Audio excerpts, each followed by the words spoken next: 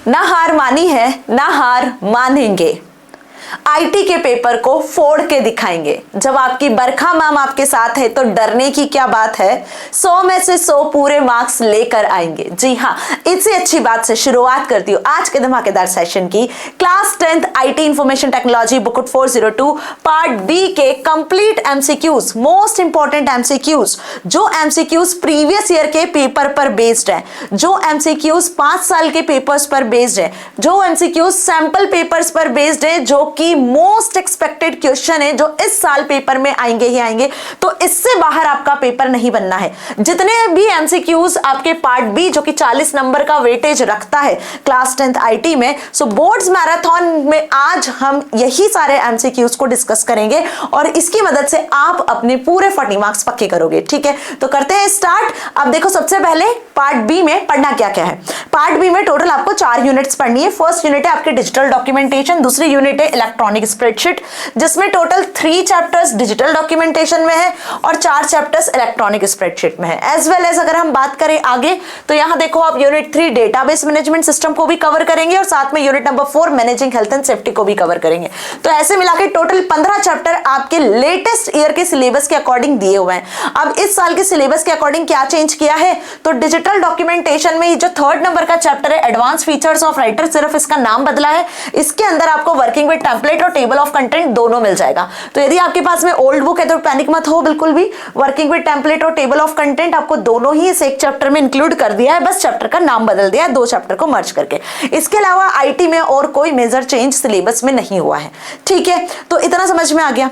अब मैम इस सिलेबस को कवर कैसे करें। एमसीक्यूज पढ़ने के पहले आपके लिए 2 ऐसे इंपॉर्टेंट वीडियोस हैं जिनके बेसिस पर आप आईटी में 100 आउट ऑफ 100 को स्कोर कर पाओगे। मतलब आपने अभी तक बुक भी खोल के नहीं देखी है, या आपके पास बुक है भी नहीं, या आपने पढ़ाई कर ली है फिर भी बहुत सारे आपके डाउट्स हैं, प्रैक्टिकल्स में डाउट्स हैं, तो बेटा आप रिवाइज यदि करना चाहते हो तो ये दोनों वीडियोस आपके बहुत काम की साबित होने वाली है ना। एक तरीके से आप इनको डिटेल्ड एक्सप्लेनेशन या लास्ट मिनट रिवीजन समझ सकते हो, क्योंकि यहां पे मैंने पूरा पार्ट ए आईटी का एम्प्लॉय एबिलिटी स्किल्स पूरी 5 यूनिट कवर की है इस वीडियो में, और इस वीडियो में हमने पार्ट बी 40 मार्क्स का जो वेटेज रखता है, this is part B, complete part B video जो हमने प्रैक्टिकल के साथ में कवर किया है। तो ये 2 यूनिट है ना, एक्चुअल में बोर्ड्स का ब्रह्मास्त्र का काम कर रही है, और दोनों के लिंक डिस्क्रिप्शन में जाके देख लेना, अपने दोस्तों के साथ शेयर कर देना। अगर आपके कॉन्सेप्ट्स क्लियर है तो आज के एमसीक्यूज का सेशन आपको बहुत अच्छे से समझ में आने वाला है। मेरे साथ कमेंट सेक्शन में आंसर्स जरूर शेयर करते चलना, ताकि आपको भी ये क्लियर हो सके, आपकी भी प्रैक्टिस हो सके कि आपका जो आंसर है वो करेक्ट है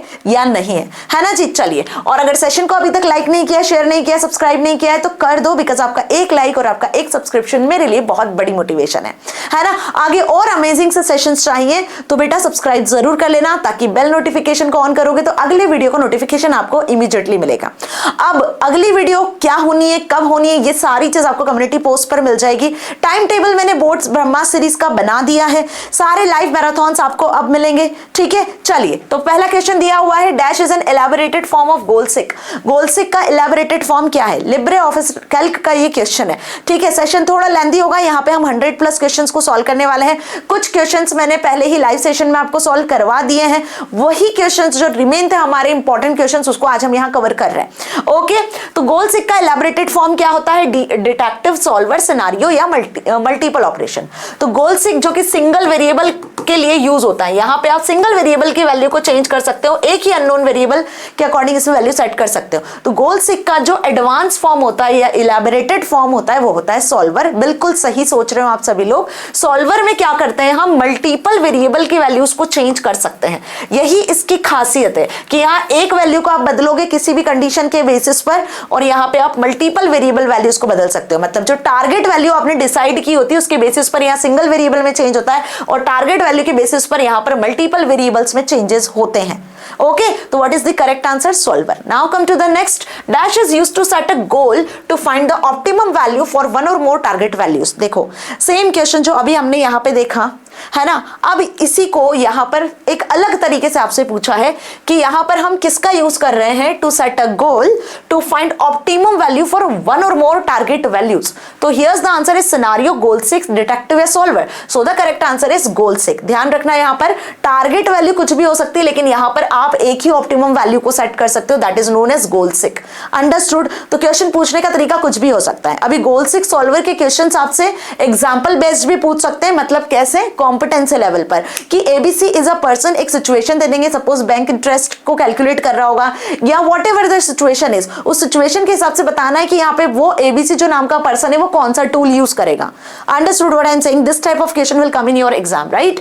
अब देखो एक और क्वेश्चन है यहाँ पे जो दिया हुआ है आपके कॉम्पिटेंसी बेस्ड पर, मतलब in the following formula the phrase records of student, ये जो रिकॉर्ड्स ऑफ स्टूडेंट आपको इस फॉर्मूले में दिख रहा है, इसे आप क्या कहोगे? तो हमने यहाँ पे अप्लाई किया है ma'am is equals to sum function.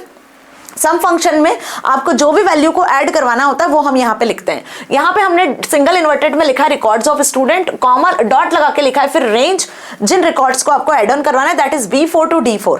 तो ये सम के अंदर ब्रैकेट में जो आपने लिखा है is equals to sum function, इस ब्रैकेट में जो हमने लिखा है इसको क्या कहते हैं हम? शीट नेम कहेंगे, रेंज कहेंगे, डेटाबेस कहेंगे या फाइल नेम कहेंगे? तो किसी भी फंक्शन में जब आप कोई भी फंक्शन अप्लाई करना चाहते हो, सम, एडिशन, मल्टीप्लिकेशन, डिवीजन या min, max, average, count, whatever the function you are using in Calc ना, ब्रैकेट में हम क्या पास करते हैं, जिस वैल्यू पे वो ऑपरेट करेगा वो सेल रेंज प्रोवाइड करते हैं। सो what is the correct answer? The correct answer is range, कि B4 से D4 के बीच में जो है सम होगा, ठीक है। Now which of the following is a relative hyperlink? अगला क्वेश्चन स्क्रीन पे आ चुका है कि रिलेटिव हाइपरलिंक क्या होता है।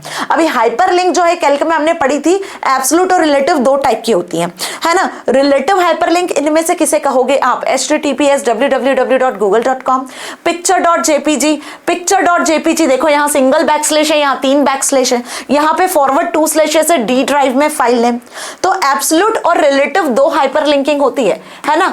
एब्सोल्यूट जो कि रिलेटेड नहीं होती है, सपोज आप जो है D ड्राइव, E ड्राइव या कहीं आपकी फाइल सेव है वहां से आप एक्सेस कर रहे हो तो वो एब्सोल्यूट। लेकिन एक सेम ड्राइव के अंदर ही, C ड्राइव के अंदर ही आपकी दोनों फाइल या D ड्राइव के अंदर ही आपकी दोनों फाइल्स है जिनको आप एक्सेस कर रहे हो किसी एक फाइल में दूसरी फाइल को, जो कि सेम लोकेशन पे, तो वो रिलेटिव। तो एब्सोल्यूट में पूरा पाथ लिखना होता है कि C ड्राइव में बाकायदा यूजर्स नाम के फोल्डर में, है ना, और इसमें एक फाइल है आपकी doc1 नाम की फाइल या calc1 वाली फाइल। तो इस तरीके से आपने पूरा पाथ दिया, दिस इज एब्सोल्यूट। तो यहां पर बताना है कि रिलेटिव हाइपरलिंक क्या होती है, जिसमें कंप्लीट पाथ लिखने की जरूरत नहीं होती है, जहां पे दोनों फाइल सेम ही लोकेशन पर होती है। तो picture.jpg is the correct answer, और सिंगल बैकस्लैश से हम इसको स्पेसिफाई करते हैं, ठीक है। आगे बात समझिए, कंफ्यूज करने के लिए क्वेश्चन इस तरीके का दिया होगा, बट कंफ्यूज मत होना, याद रखना। Now the hyperlink option is available in the dash menu. ये स्टेप्स वाला क्वेश्चन है, देख लो कि हाइपरलिंक यदि आपने अप्लाई किया तो बहुत बढ़िया बात है ना। लेकिन भाई कहां से, किस मेन्यू पे क्लिक करके इस हाइपरलिंक को अप्लाई किया, बताओ? इंसर्ट, व्यू, डेटा और टूल्स। तो मैंने आपको बताया था ये चीज पहले ही, है ना। तो यहाँ पे क्या करेक्ट आंसर हो जाने वाला है? इंसर्ट। चाहे इमेज इंसर्ट करनी हो, चाहे टेबल ऑफ कंटेंट इंसर्ट करना हो, चाहे आपको यहाँ पर हाइपरलिंक को इंसर्ट करना हो, तो जब भी आपको कोई टूल इंसर्ट करना होता है अपने डॉक्यूमेंट में तो वो आपको इंसर्ट मेन्यू में ही मिलता है, ठीक है। तो थोड़ा लॉजिक भी लगाओगे तो भी करेक्ट आंसर टिक करके आओगे, अगर आपको नहीं भी पता होता है तो। डन। चलो, the dash option means the external data dialog box. आप अपनी कैल्क शीट में एक्सटर्नल डेटा को भी क्या कर सकते हो, ऐड ऑन करवा सकते हो। अभी अगर आपको एक्सटर्नल डेटा को अपनी एक्सटर्नल डेटा डायलॉग बॉक्स को यदि ओपन करना है तो वो किस टूल में मिलेगा, जिसकी मदद से आपको एक्सटर्नल डेटा, मतलब मान लो कि कैल्क में आप डेटाबेस से कोई डेटाबेस को एक्सेस करने वाले हो, है ना, कैल्क में कोई दूसरे सॉफ्टवेयर की फाइल को आप एक्सेस कर रहे हो, तो कौन से ऑप्शन में? टूल्स में जाके लिंक टू एक्सटर्नल डेटा करते हो, इंसर्ट में जाके लिंक टू एक्सटर्नल डेटा करते हो, या डेटा में जाके लिंक्स टू एक्सटर्नल डेटा, या शीट पर जाके links to external data. This type of steps question will come, definitely will come in your exam. So बेटा जी get ready for this type of question. इसलिए initial steps तो याद कर ही लेना, जो जो इंपॉर्टेंट टूल्स मैंने आपको प्रैक्टिकल करवाए। तो here's the correct answer is sheet tab के अंदर आपको लिंक टू एक्सटर्नल डेटा मिलेगा, क्योंकि हम यहाँ पर एक्सेल या कैल्क की शीट के अंदर ही किसी और दूसरी सॉफ्टवेयर के डेटा को लिंक कर रहे होते हैं, दैट इज वाई वो शीट टैब के अंदर मिलता है। ओके, चलो बढ़े आगे। Which of the following is a keyboard shortcut to open the data source view? Data source view pane को ओपन करने के लिए कीबोर्ड की कौन सी शॉर्टकट की का यूज करते हो? अगेन द शॉर्टकट की question will come in your exam definitely. आपका पेपर एक शॉर्टकट की वाले क्वेश्चन से मिलकर बना होगा, ये ध्यान रखना। गोल 6 सिनेरियो सॉल्वर का एक क्वेश्चन 100% आएगा, ये भी ध्यान रखना। मतलब मैं जो बता रही हूं ये कुछ इंपॉर्टेंट क्वेश्चन है जिसको तो छोड़ना ही नहीं है, बिल्कुल भी अच्छे से पढ़ लेना है। ओके, अब पढ़ना कैसे तो वो ऑलरेडी मैंने बता दिया, दोनों वीडियो की लिंक डिस्क्रिप्शन में जाके देख लो, प्रैक्टिकल के साथ समझ में आ जाएगा। तो यहाँ पे करेक्ट आंसर क्या होगा शॉर्टकट की का? Control shift F4, control F4, shift F4 या F4। तो अभी मैंने बताया था आपको कि इसके पहले के जो सेशन हुआ लाइव सेशन, उसमें मैंने आपको क्लियर किया था कुछ शॉर्टकट की वाले क्वेश्चंस।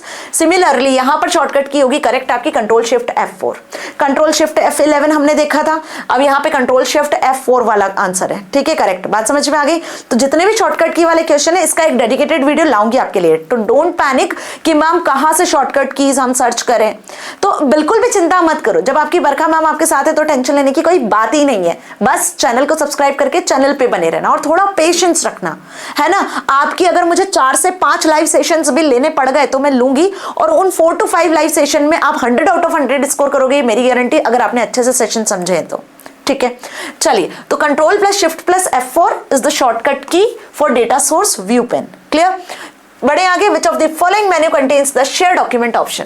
शेयर डॉक्यूमेंट ऑप्शन को कौन सा मेन्यू है जो कंटेन करता है? मतलब शेयर डॉक्यूमेंट ऑप्शन किस टूल में आपको मिलता है, किस जो है ऑप्शन में, मेन्यू में आपको मिलता है? That is tools, edit, file और शेयर।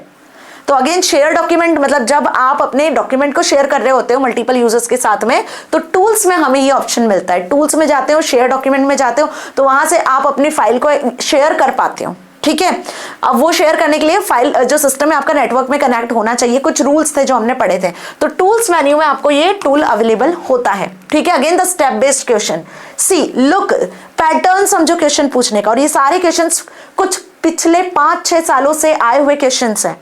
इनमें जितने क्वेश्चंस मैंने इंक्लूड करे जो 5-6 साल के सैंपल पेपर्स में आए हुए हैं, है ना। और कुछ क्वेश्चंस मैंने जो एक्सपेक्टेड यहाँ रखे हुए हैं, जो आएंगे ही आएंगे कॉम्पिटेंसी लेवल क्वेश्चंस, वो भी हैं, है ना। तो पार्ट बी 40 मार्क्स में जो आपके बेसिकली 20 क्वेश्चंस बनेंगे एमसीक्यूज के, वो 20 क्वेश्चंस यहां से पक्के हो जाएंगे। Which of the following is a correct choice to record changes in spreadsheet? Spreadsheet में अगर आपको चेंजेस करना है, क्या करना है स्प्रेडशीट में, अगर हमें चेंजेस करना है तो यहाँ पे आपको करेक्ट ऑप्शन बताना है। चेंजेस में जाकर ट्रैक चेंजेस, मतलब चेंजेस करना इन द सेंस कि चेंजेस किस यूजर ने करे हुए इसको ट्रैक करना है कुल मिला के, ठीक है। तो क्या होगा करेक्ट आंसर? चेंजेस में जाके ट्रैक चेंजेस पे जाओगे, या ट्रैक चेंजेस में जाके रिकॉर्ड पे जाओगे, या ट्रैक रिकॉर्ड पे जाके चेंजेस में जाओगे, या चेंजेस में जाके रिकॉर्ड पे क्लिक करोगे। This is again step based question. तो यहाँ पे करेक्ट आंसर होगा आपका ट्रैक चेंजेस में जाके हम रिकॉर्ड पे क्लिक करेंगे। Which is the following is a correct choice to record changes in spreadsheet? Spreadsheet में जो चेंजेस है उनको रिकॉर्ड करना है बेसिकली, है ना। तो ट्रैक चेंजेस में जाके आपको रिकॉर्ड ऑप्शन मिलेगा। क्लियर हुआ? ऐसे ही हम क्या करते हैं, मैक्रोज वगैरह के भी क्वेश्चन लेकर आई हूं मैं। जब मैक्रो को रन करते हो, मैक्रो को रिकॉर्ड करते हो, वो भी आपको टूल्स में ही मिलता है ना। तो कैल्क के कुछ इंपॉर्टेंट ऑप्शंस है जो आते ही आते हैं, हर साल आते हैं। Now which dialog box allows you to accept or reject changes? अभी देखो, जिन भी यूजर्स ने चेंजेस को एक्सेप्ट किया, चेंजेस किए हुए, अब आप चाहते हो कि जो यूजर्स ने चेंजेस किए हुए हैं उनको हमें एक्सेप्ट करना है या रिजेक्ट करना है। तो बेसिकली उसके लिए आप क्या करते हो, कौन सा डायलॉग बॉक्स खुलता है? That is manage changes, show changes, record changes या ट्रैक चेंजेस। मान लो कि मेरी एक फाइल है, अब इस फाइल को मैंने मल्टीपल यूजर्स के साथ शेयर किया, user number 1, user number 2, user number 3। इस एक फाइल में 1 यूजर ने भी चेंज किया, 2 ने भी किया, 3 ने भी। यहाँ पे 1, 2, 3 यूजर्स ने चेंजेस किए हैं, ठीक है। अब मुझे देखना है कि किस यूजर ने यहाँ पर चेंजेस किए हैं और उन चेंजेस को एक्सेप्ट करना है या रिजेक्ट करना है। तो कौन सा डायलॉग बॉक्स खुलता है? So here's the correct answer is track changes. Track changes से ही आप चेंजेस को ट्रैक कर पाते हो, एक्सेप्ट कर पाते हो, मैनेज कर पाते हो, ठीक है। Now which dialog box help you to fix conflict changes in spreadsheet? Spreadsheet में यदि कंफ्लिक्ट अराइज होता है तो उसको सॉल्व करने के लिए, उसको फिक्स करने के लिए कौन सा डायलॉग बॉक्स हेल्प करता है? अभी कौन से कंफ्लिक्ट की बात कर रही हूँ, ध्यान से समझो। एक फाइल है जिसमें हमने कुछ चेंजेस किए हुए हैं, ठीक है। दिस इज वन फाइल जिसमें हम काम कर रहे हैं। अब मान लो सेम टाइम पर 1 नंबर का यूजर और 2 नंबर का यूजर दोनों ही इस फाइल में सेम टाइम पर काम कर रहे हैं। किस पर? सेम टाइम पर। मेरी बात समझ में आ गई? जब सेम टाइम पर दोनों इस यूजर इस फाइल पे काम कर रहे हैं, तो यहाँ पे इस फाइल में अगर आप सेव करते हो तो कौन सा यूजर है जिसके चेंजेस सेव होंगे? इसके लिए एक कॉन्फ्लिक्ट ऑकर होता है। मान लो दोनों यूजर्स ने सेम टाइम पे चेंजेस किए, अब वो दोनों यूजर सेम टाइम पे इसको सेव कर रहे हैं, अपने चेंजेस को सेव करने की कोशिश कर रहे हैं, फाइल को सेव करने की कोशिश कर रहे हैं, तो भाई फर्स्ट के चेंजेस के साथ फाइल सेव होगी या सेकंड के चेंजेस के साथ में फाइल सेव होगी? तो यहां पे ऑकर होता है एक कॉन्फ्लिक्ट, और इस कॉन्फ्लिक्ट को किया जाता है रिजॉल्व। तो यहां पे करेक्ट आंसर होगा आपका B, that is resolve conflict. Resolve conflict dialog box खुलता है, और रिजॉल्व कॉन्फ्लिक्ट डायलॉग बॉक्स में बेसिकली यहां पर हमें सिलेक्ट करना होता है कीप माइन, और ऐसे दो ऑप्शंस आते हैं जिसमें से किसी एक यूजर को सिलेक्ट करेंगे तो उसके चेंजेस ऑकर हो जाएंगे। ठीक है, बात समझ में आई? कौन सा dialog box? Resolve conflict. The dash option is used to start recording a macro. Macro को रिकॉर्ड करने के लिए कौन सा ऑप्शन यूज करते हैं हम? तो मैंने अभी आपको बताया था कि इसके क्वेश्चंस आते हैं record macro, macro viewer, recorder या मैक्रो क्रिएटर। तो हम यहाँ पे यूज करते हैं रिकॉर्ड मैक्रो, है ना। टूल्स में जाते हो, पहले तो मैक्रो को इनेबल करना होता है, मैक्रो दिखता ही नहीं है, रिकॉर्ड वाला जो ऑप्शन है मैक्रो का वो इनेबल नहीं होता है, तो उसको हमें पहले ऑप्शन में जाके इनेबल करना होता है। एक बार इनेबल कर लोगे तो रिकॉर्ड वाला ऑप्शन विजिबल होने लगेगा, फिर रिकॉर्ड और रन के थ्रू आप अपने मैक्रो को रिकॉर्ड भी कर सकते हो और उसको रन भी करवा सकते हो, है ना। तो ये क्वेश्चन आपसे रिकॉर्डिंग के लिए पूछा था तो रिकॉर्ड मैक्रो, रन करने के लिए पूछता तो रन मैक्रो पे क्लिक करते हैं। Okay, now which menu has the option to record a macro in Calc? अभी देखो इस क्वेश्चन में आपसे वही सेम चीज पूछी है ना, रिकॉर्ड मैक्रो ऑप्शन का आप यूज करते हो। अब यहां आपसे पूछा कि कौन सा टूल है, कौन सा मेन्यू है जिसकी मदद से आप मैक्रो को रिकॉर्ड कर पाते हो? That is data, window, tool या इंसर्ट। तो again I am telling tools is a option. Tool menu है जहां से हम मैक्रो को रिकॉर्ड करते हैं, टूल ही मेन्यू है जहां से आप डॉक्यूमेंट को शेयर करते हो, मतलब कैल्क की कोई स्प्रेडशीट को शेयर करते हो। ठीक है, now which of the following action can not be recorded while creating a macro? जब हम मैक्रोस को क्रिएट करते हैं तो कुछ ऐसे ऑपरेशंस होते हैं जो रिकॉर्ड नहीं होते हैं। ऑलमोस्ट एडिटिंग और फॉर्मेटिंग वाले फीचर्स तो रिकॉर्ड हो जाते हैं, लेकिन कुछ ऐसे भी ऑपरेशंस होते हैं जब आप मैक्रो को रिकॉर्ड कर रहे हो तो वो रिकॉर्ड नहीं होते हैं। अब ये क्या बोल रहे हो मैम आप रिकॉर्ड नहीं होते? तो जी हाँ, रिकॉर्ड नहीं होते, उनमें से बताना है कौन सा ऑपरेशन है। That is window switching, entering data, entering formulas या कॉपिंग डेटा। तो देखो एडिटिंग और फॉर्मेटिंग तो रिकॉर्ड होती है ऑलमोस्ट, लेकिन अगर आप एक विंडो से दूसरी विंडो पे स्विच कर रहे हो तो ये रिकॉर्ड नहीं होता है। भाई जिस शीट पर आप काम कर रहे हो शीट में जो चेंजेस करोगे सब रिकॉर्ड होगा, लेकिन उस शीट से हटकर अगर आप कुछ और कहीं कोई और स्क्रीन पे जा रहे हो, स्विच कर रहे हो, तो इट इज नॉट रिकॉर्डेड। तो we can say window switching is the correct answer. Done. Now in Calc to run a macro choose the option. अभी देखो मैंने क्या बताया कि मैक्रो को रिकॉर्ड करने का भी एक एमसीक्यू आता है, मैक्रो को रन करने का भी क्वेश्चन आता है।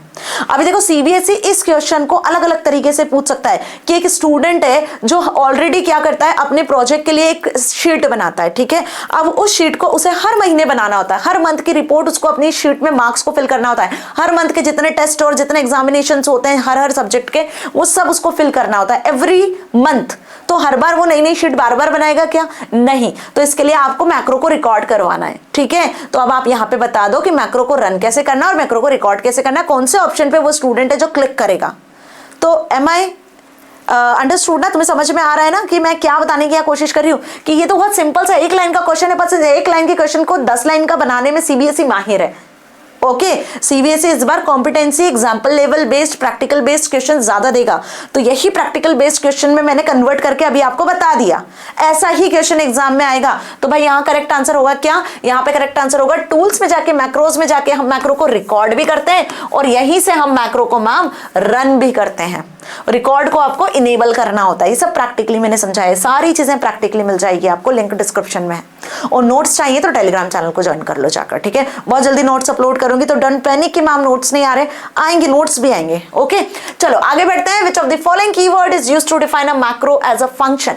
अभी मैक्रो को आप एज अ फंक्शन भी डिफाइन कर सकते हो। प्रैक्टिकल बताया था मैंने, हमने अपना एक यूजर डिफाइंड फंक्शन टोटल नाम का बनाया था जो कि 2 वैल्यूज को टोटल कर रहा था। एक एरिया नाम का फंक्शन बनाया था जो कि लेंथ और ब्रेड्थ के बेसिस पर एरिया कैलकुलेट कर रहा था। तो ऐसे यूजर डिफाइंड फंक्शन, अपने खुद के फंक्शन आप डिफाइन कर सकते हो मैक्रोस की मदद से, है ना। सो यहाँ पर कौन सा कीवर्ड होता है इन फंक्शंस का कोड जब आप करते हो तो फंक्शंस को क्रिएट करने के लिए? That is function keyword, macro keyword, module keyword या डिफाइन। तो yes, the correct answer is function keyword. जब आप फंक्शन क्रिएट करते हो तो पहले आपको फंक्शन कीवर्ड लिखना होता है, देन उसके बाद में आपको लिखना होता है यहाँ पे फंक्शन का नाम, जिस नाम से आप फंक्शन क्रिएट करने वाले हो। ठीक है, फिर वो फंक्शन में जो आर्ग्यूमेंट्स है वो आर्ग्यूमेंट्स आपको पैरेंथेसिस में देने होते हैं और इसके बाद में एंड आता है। तो जो भी फंक्शन का डेफिनेशन है, जो भी कोड आपको लिखना है वो यहाँ अंदर लिखा होता है। ठीक है, this is the syntax, this is the format. ये सिंटेक्स और ये फॉर्मेट भी पूछ सकते हैं बेटा, तो बी केयरफुल अबाउट दिस कि जब फंक्शन क्रिएट किया जाता है तो फंक्शन कीवर्ड के साथ, this is keyword, function keyword, इसको नहीं लगाओगे तो फंक्शन क्रिएट नहीं होगा। ओके चलो आगे बढ़ते हैं। रिया वांट्स टू कैलकुलेट, लो जी एक कॉम्पिटेंसी बेस्ड क्वेश्चन आ गया है। Riya wants to calculate how many unit she must sell to achieve a profit 50,000। उसे कितनी यूनिट सेल करनी पड़ेगी जब उसे 50,000 का प्रॉफिट अर्न करना है तो, ठीक है। Which tool should she use to determine the required sales value. अब इतने प्रॉफिट को अर्न करने के लिए उसे कितनी यूनिट्स सेल करनी होगी, उसकी sales value, required sales value क्या होगी वो आपको डिटरमाइन करना है। तो यहाँ पे आप किस टूल का यूज करोगे भाई, सॉल्वर का, गोलसिक का, सिनारियो का या कंसोलिडेट का। तो here's we use goal seek, why, because हमारे पास टारगेट वैल्यू दी हुई है जिसे हमें अचीव करना है, एक ही टारगेट वैल्यू है और यहाँ पर जो चेंजेस होंगे वो सिर्फ एक ही यूनिट, मतलब many units of many unit she must sell to, तो एक सेलिंग यूनिट में चेंजेस होंगे। So that is why we can use goal seek, जिसमें आपको एक गोल और एक टारगेट वैल्यू दी होती है। Got it. तो यहाँ पे गोलसिक क्यों करेक्ट है समझ में आ गया। चलिए अरव अभी हमने क्या किया था, एक बार ध्यान से सुनना। गोलसिक के कुछ क्वेश्चंस मैंने स्टार्टिंग में आपको सॉल्व करवाए थे जो डायरेक्ट क्वेश्चन थे। ये गोलसिक का सेम क्वेश्चन है जो कि इनडायरेक्ट वे में पूछा है, तो just see the concept. Okay, now Arnav needs to optimize his company's budget by adjusting multiple expense values to achieve a target savings of 20,000. Which tool should he use? अभी देखो यहाँ भी वही same competency level का question दिया हुआ है, तो अगेन यहाँ पे आप क्या यूज करोगे, सॉल्वर। बाय, क्योंकि यहाँ पर क्या बोला है, मल्टीपल एक्सपेंस वैल्यू को कैलकुलेट करना है और एक टारगेट वैल्यू दी हुई है। दोनों क्वेश्चन में डिफरेंस समझना, यहाँ मल्टीपल एक्सपेंस वैल्यू है तो जब आपको मल्टीपल वैल्यूज पे एक टारगेट वैल्यू के बेसिस पर आंसर फिल करवाना होता है तो हम गोलसिक का expand version that is solver का यूज करते हैं। दोनों समझ में आ रहे हैं। प्रीवियस क्वेश्चन पे फिर से आ जाऊं, यहां पर रिक्वायर्ड सेल्स वैल्यू एक ही सेल्स वैल्यू में चेंज करना था, वन वैल्यू में आपको चेंज करना था with respect to this target value, तो गोलसिक। और अगर मल्टीपल वैल्यूज में चेंज करना है, मल्टीपल वैल्यूज में चेंज करना है with respect to this target value, तो सॉल्वर। दोनों के इंडिविजुअल क्वेश्चन डायरेक्ट भी बनेंगे और दोनों के क्वेश्चन इस तरीके से कॉम्पिटेंसी बेस्ड भी आएंगे। Now next, Priya has created different financial plans for her business. Priya अपने बिजनेस के लिए कुछ अलग अलग फाइनेंशियल प्लान्स बनाती है। She wants to switch between this plans to analyse various outcomes. अब क्या करना है उसने, वो चाहती है, she wants to switch between this plans, वो जितने भी उसने फाइनेंशियल प्लान्स बनाए हुए उनके बीच में स्विच करना ताकि अलग अलग फाइनेंशियल प्लान्स के बेसिस पर उसको आउटकम्स मिल सके। तो अब यहां पर वो कौन सा फीचर कैल्क का यूज करेगी। तो अगेन आई एम रिपीटिंग बेटा, क्वेश्चन पढ़ के थोड़ा कंफ्यूजन होगा, लेकिन अगर कॉन्सेप्ट्स स्ट्रांग होंगे ना तो कोई कंफ्यूजन नहीं होगा। और कॉन्सेप्ट्स को स्ट्रांग करने के लिए वीडियोस देख लेना, ठीक है। तो अब यहाँ पे कौन सा फीचर यूज हो रहा है, scenario manager, consolidate, data validation या गोलसिक। अब एक बात तो यहाँ निश्चित है मैडम कि कोई टारगेट वैल्यू की बात तो हो नहीं रही है। जब टारगेट वैल्यू की बात नहीं हो रही है तो गोलसिक तो यूज ही नहीं होगा। तो यहाँ पे यूज होगा सिनारियो मैनेजर, क्योंकि यहाँ पे वो डिफरेंट फाइनेंशियल प्लान्स बना रही है, ठीक है। अब डिफरेंट फाइनेंशियल प्लान्स की बात कर ले तो प्लान वन में उसको प्रॉफिट कितने का हो रहा है, अगर इतना इंटरेस्ट है तो इतने इंटरेस्ट पे कितना प्रॉफिट अर्न कर रही है। प्लान 2, अगर इंटरेस्ट घटता है या बढ़ता है तो कितना प्रॉफिट अर्न होगा। प्लान 3, प्लान 4, ऐसे कुछ उसने वैरायटी ऑफ प्लान्स क्रिएट किए हुए हैं और हर एक प्लान पे स्विच कर करके वो देख रही है बेसिकली कि कौन सा बेस्ट होगा या किसका यूज करना चाहिए। ओके, तो यहाँ पे हमने क्या कह सकते हैं कि डिफरेंट सिनारियोस क्रिएट किए गए हैं, जिसके लिए सिनारियो मैनेजर नाम का एक टूल यूज करते हैं। Now next, Ravi is working with multiple sheets that track sales from different regions. अब देखो बहुत केयरफुली इन क्वेश्चंस को समझना। Again I am saying this thing because ये क्वेश्चंस आपको बहुत अच्छे से क्लियर होने चाहिए, क्योंकि ऐसे ही क्वेश्चन एग्जाम में आएंगे। अब इस बात का प्रूफ क्या है, बार बार जो मैं ही बोल रही हूँ, सुनो। सैंपल पेपर आपने देखा, इस ईयर का जो सैंपल पेपर है, सैंपल पेपर का वीडियो भी डिस्क्रिप्शन में दिया हुआ है मैंने, है ना। पूरा सैंपल पेपर सॉल्व करवा चुकी हूँ 2025-26 का। 24-25 का भी सैंपल पेपर मिल जाएगा, वो भी देख लेना, वीडियो अवेलेबल है उसका भी, ठीक है। थोड़ा प्लेलिस्ट में जाना, समझ में आया। अब सैंपल पेपर में इस बार के सैंपल पेपर में ये मान लो कि अगर 20 एमसीक्यूज यहां से पूछे गए हैं, पार्ट 20 है, तो 20 में से 15 एमसीक्यूज ऐसे ही मिलेंगे, ठीक है। 15 एमसीक्यूज आपको बिल्कुल इसी टाइप के मिलने वाले हैं। तो अगर पूरे 20 नंबर चाहते हो तो ऐसे क्वेश्चंस को सॉल्व करना मुश्किल से 5 या 8 या 5 या 6 क्वेश्चंस आपको मिलेंगे डायरेक्ट, ठीक है। तो अब he wants to combine data from all the sheets into a summary report Which feature should he use? Ravi जो है he is working with multiple sheets to track cells from different region. अलग अलग regions की जो cells आती है उसको track कर रहा है. Now अब उसे क्या करना है, इन अलग अलग sheets में जो different month की cells है उसको एक ही sheet में combinedly use करना है ताकि वो हर मंथ की सेल्स को समराइज कर सके एक ही शीट में. तो इसके लिए हम यहाँ पे scenario manager, consolidate, pivot table या चार्ट किसका यूज करेंगे? तो ऑब्वियसली बात है यहाँ पे डिफरेंट टेबल को कंसोलिडेट करके एक ही जगह पर यूज करने की बात की जा रही है. तो अगेन यहाँ पर जो करेक्ट आंसर होगा that is consolidate. Now Meera is working on a shared spreadsheet with her teammates. अब देखो मीरा जो है एक शेयर्ड स्प्रेडशीट पे काम कर रही है अपनी टीममेट्स के साथ. मान लो कि आपको क्लास में बोला कि भाई एक प्रोजेक्ट पे काम करना है और आपकी टीम में 4 लोग हैं, तो चारों क्या करेंगे, उस एक ही शीट पर काम करेंगे. एक शीट आपके साथ शेयर कर दी गई है जिसमें सारी डिटेल्स हैं. अब जो भी अपडेशन होते हैं, जो भी चेंजेस होते हैं उसी शीट में करना है. तो सिंपल वही चीज यहाँ लिखी है कि Meera wants to restrict editing rights while still allowing others to view and add comments. Meera क्या करती है, जितने भी टीममेट्स हैं उनको उस फाइल में एडिट नहीं करने देती है. तो एडिटिंग को वो रेस्ट्रिक्ट कर देती है, मतलब सारे जितने भी टीममेट्स हैं वो सिर्फ उस फाइल के डेटा को देख सकते हैं और उस फाइल के डेटा में कमेंट्स ऐड कर सकते हैं, लेकिन एडिटिंग नहीं कर सकते हो. तो which feature will help her achieve this? तो यहाँ पे कौन से फीचर की बात की जा रही है, कैसे उसने इस काम को किया है? That is track changes, conditional formatting, linking sheets और शेयरिंग स्प्रेडशीट. तो यहाँ पे आप कौन सा फीचर है जिसके बारे में बताओगे, जिसकी मदद से कोई भी टीममेट उसका उस फाइल में पढ़ सकता है, उसमें कमेंट ऐड कर सकता है बट एडिटिंग नहीं कर सकता है. तो आप उसको कैसे हेल्प करोगे इस फीचर के लिए कि कौन सा फीचर है? तो यहाँ पे वो फीचर होगा आपका शेयरिंग स्प्रेडशीट. टूल्स में जाके स्प्रेडशीट को आप शेयर करोगे तो वो स्प्रेडशीट शेयर होगी, लेकिन जैसे ही स्प्रेडशीट शेयर होगी तो उसमें यूजर चेंजेस बेसिकली नहीं कर पाएंगे. वो जो भी उन्होंने शीट ली है उसको देख पाएंगे, उसमें कमेंट ऐड कर पाएंगे. ठीक है, अब कमेंट के बेसिस पर चेंजेस होंगे, आप चेंजेस को ट्रैक कर सकते हो, आप चेंजेस को एक्सेप्ट रिजेक्ट कर सकते हो, डिपेंड्स. तो उसके लिए ट्रैक चेंजेस का यूज करते हैं, है ना. तो अगर चेंजेस को एक्सेप्ट या रिजेक्ट करने की बात की जा रही है, चेंजेस को ट्रैक करने की बात की जा रही है, जो कि प्रीवियस कुछ क्वेश्चन में देखा तो ट्रैक चेंजेस आएगा. यहाँ पे उस ऑप्शन की बात की जा रही थी कि वो स्प्रेडशीट को कैसे शेयर करेगी, तो ये करेक्ट आंसर है. ठीक है, कंफ्यूज मत होना. Sunil wants to create a calculation that automatically updates values from another spreadsheet while changes whenever changes are made. Now which feature should he use? क्या बोला है? Sunil wants to create a calculation that automatically update values from another spreadsheet. मतलब किसी एक sheet में जो भी changes हो रहे हैं तो वो दूसरी शीट में रिफ्लेक्ट कर रहे हैं. जब दूसरी शीट में आप सम या मल्टीप्लाई जो भी करते हो, तो अगर वैल्यूज आपने चेंज की एक शीट में तो वो दूसरी में भी रिफ्लेक्ट हो रही है. तो यहाँ पर सुनील ने कौन से फीचर का यूज करना चाहिए for this purpose? Linking consolidate goal से क्या मैक्रो? तो ऑब्वियसली बात है यहाँ उसे क्या करना होगा, दोनों शीट को लिंक करना होगा. मान लो ये एक शीट है, यहाँ पे 1 2 3 4 लिखा हुआ है और यहाँ पे हम क्या कर रहे हैं, यहाँ पे जो है इन शीट की वैल्यूज को टोटल करवा रहे हैं. यहाँ पे आप टोटल करवा रहे हो तो टोटल कितना आ रहा है? यहाँ पर टोटल आ रहा है आपका सपोज 9. अगर मैंने यहाँ पे 11 करा तो बेटा जी यहाँ पर भी चेंजेस हो जाने चाहिए, यहाँ पर भी क्या होना चाहिए, चेंजेस हो जाने चाहिए इस टोटल में. तो ये कब पॉसिबल होगा? जब आप इन दोनों शीट को क्या करोगे, लिंक करोगे. तो व्हेनेवर यू लिंक 2 और मोर शीट्स, तो किसी एक शीट में भी चेंजेस करते हो तो वो रिफ्लेक्ट करते हैं दूसरी शीट में भी. Okay, now a teacher wants to automate the process of calculating student grades and generating a report card with a single command. देखो भाई, टीचर क्या चाहती है कि स्टूडेंट्स की ग्रेड जनरेट हो जाए ऑटोमेटिकली जब, और रिपोर्ट कार्ड भी जनरेट हो जाए. ग्रेड कैलकुलेट होते से रिपोर्ट कार्ड जनरेट हो जाए एक सिंगल क्लिक पर. एक सिंगल कमांड देनी है टीचर ने और रिपोर्ट कार्ड और सारी चीजें जनरेट होकर आ जाएगी. तो बताओ यहाँ पे कौन सा फीचर यूज करना चाहिए मैम को? पाइवोट टेबल, सॉल्वर, मैक्रो या चार्ट? तो अगेन यहां पर हम यूज करेंगे किसका, मैक्रो का, क्योंकि मैक्रो ही एक ऐसा ऑप्शन है जो कि रिकॉर्ड कर लेता है ना, जो कि जो भी आप काम कर रहे हो उसको रिकॉर्ड कर लेता है और फिर आप उसको अगेन एंड अगेन रन कर सकते हो डिफरेंट वैल्यूज के लिए.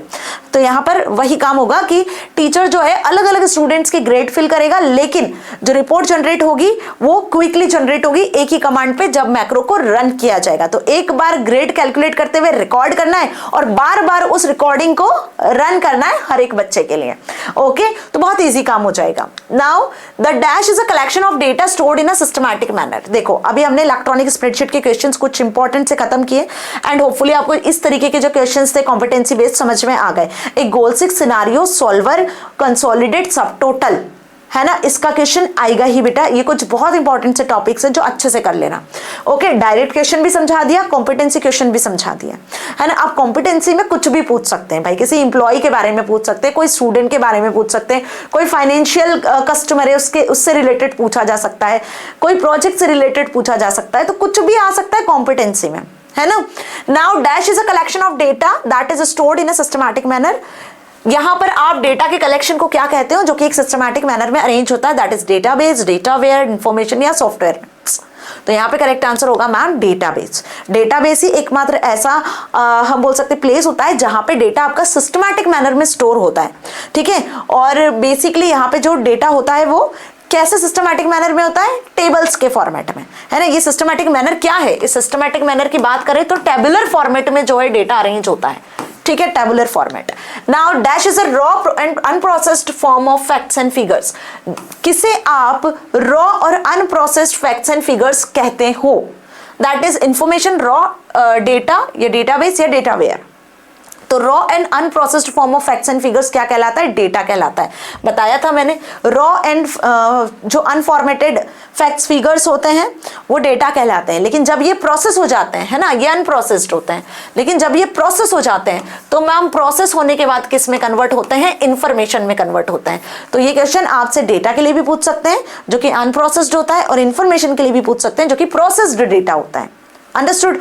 Now a record in a table refers to a, अभी देखो database is a collection of table, हम क्या बोलेंगे, database क्या है, database is a collection of table, table का collection होता है, ठीक है। अब अगर मैं यहाँ पे table की बात करूं तो table क्या है, table is a collection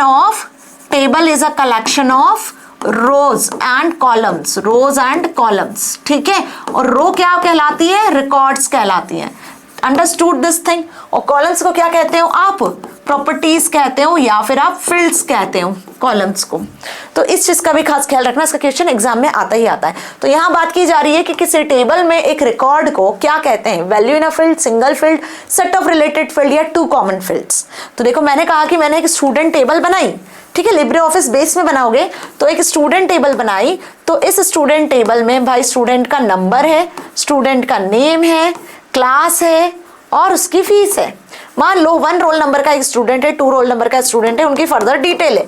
तो रो किसे कहोगे, यहाँ पर ध्यान से समझो, रिकॉर्ड किसे कहोगे, ये रिकॉर्ड हो गया। इस टेबल में 2 रिकॉर्ड्स हैं, इन्हीं को रो भी कहते हैं। तो record in a table refers to value in a field, single field, set of related field या 2 कॉमन फील्ड्स। तो यहाँ कहेंगे सेट ऑफ रिलेटेड फील्ड्स, मतलब यहाँ देखो ये 1 2 ऐसे बहुत सारी वैल्यूज मिल जाएंगी। तो set of related field is known as record. Okay, now what does DBMS stand for. अब ये तो आप आसानी से बता दोगे भाई, एक यूनिट ही आपकी डीबीएमएस नाम से है जिसको आप कहते हो डेटाबेस मैनेजमेंट सिस्टम। क्या कहते हो, डेटाबेस मैनेजमेंट सिस्टम। अभी गलती से भी डेटाबेस मॉनिटर, डेटाबेस मैनेजर या डेटाबेस मैनेजमेंट स्टोर पे क्लिक करके मत आना, ये कंफ्यूज करने के लिए दिया हुआ है। और जिन्हें अच्छे से नहीं पता है, जो पहली बार पढ़ रहे हैं, तो वो तो गलती करके आएंगे ही सही, है ना।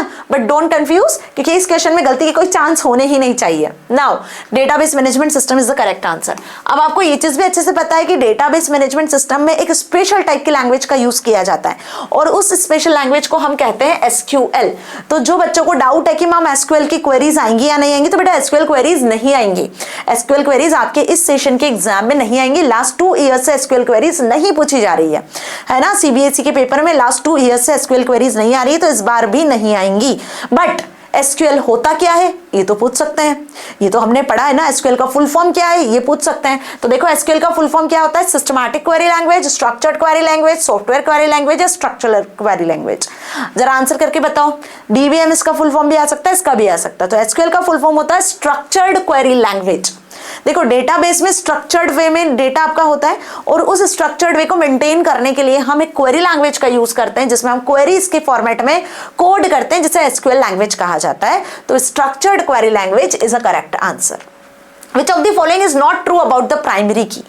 अभी देखो बिना की के पेपर कैसे बनेगा मैम, डेटाबेस में मोस्ट इंपॉर्टेंट टॉपिक ही की है है ना। तो डीबीएमएस क्या होता है, इसके एडवांटेजेस क्या है, इसके फीचर्स क्या है, इसका एक क्वेश्चन तो बनता ही बनता है।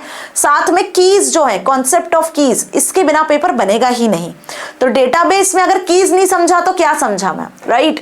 तो कीज क्या होती है, कीज बेसिकली डिफरेंट टाइप की कीज होती है डेटाबेस टेबल में, जो कि रिकॉर्ड्स को यूनिकली आइडेंटिफाई करने में हेल्प करती हैं, जिसमें प्राइमरी की अपने आप में बहुत इंपॉर्टेंट होती है। कोई भी टेबल बिना प्राइमरी की के तो आप क्रिएट ही नहीं कर सकते हो। सो द प्राइमरी की के अकॉर्डिंग क्या ट्रू नहीं है, विच इज नॉट ट्रू बताना है, ठीक है। तो पहले सुन लो, प्राइमरी की होती क्या है, प्राइमरी की यूनिक होती है। प्राइमरी की में null values assign, null values को आप अलाउ करते ही नहीं हो, ब्लैंक छोड़ना ही नहीं है, कुछ ना कुछ वैल्यू आपको असाइन करनी है। और ये डुप्लीकेट भी नहीं होती है। आप ऐसा सोचो कि दो वैल्यू सिमिलर एंटर कर दो, तो ऐसा नहीं होता है।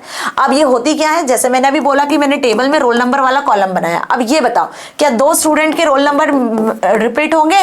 नहीं होंगे मैम। दो स्टूडेंट के रोल नंबर, नाम रिपीट हो सकता है लेकिन roll number never be repeated. तो ये रोल नंबर वाला कॉलम बनेगा आपका प्राइमरी की। क्या रोल नंबर वाले कॉलम को आप ब्लैंक छोड़ सकते हो? इसमें क्या नल वैल्यू असाइन करवा सकते हो? नहीं। जब तक रोल नंबर नहीं होगा तब तक उस स्टूडेंट की कोई डिटेल वैलिड ही नहीं होगी। तो आपको मस्ट यहाँ पे डेटा फिल करना होगा। पहले रोल नंबर की वैल्यू फिल करोगे, तभी आगे आप नेम, क्लास और सारी डिटेल को फिल कर पाओगे।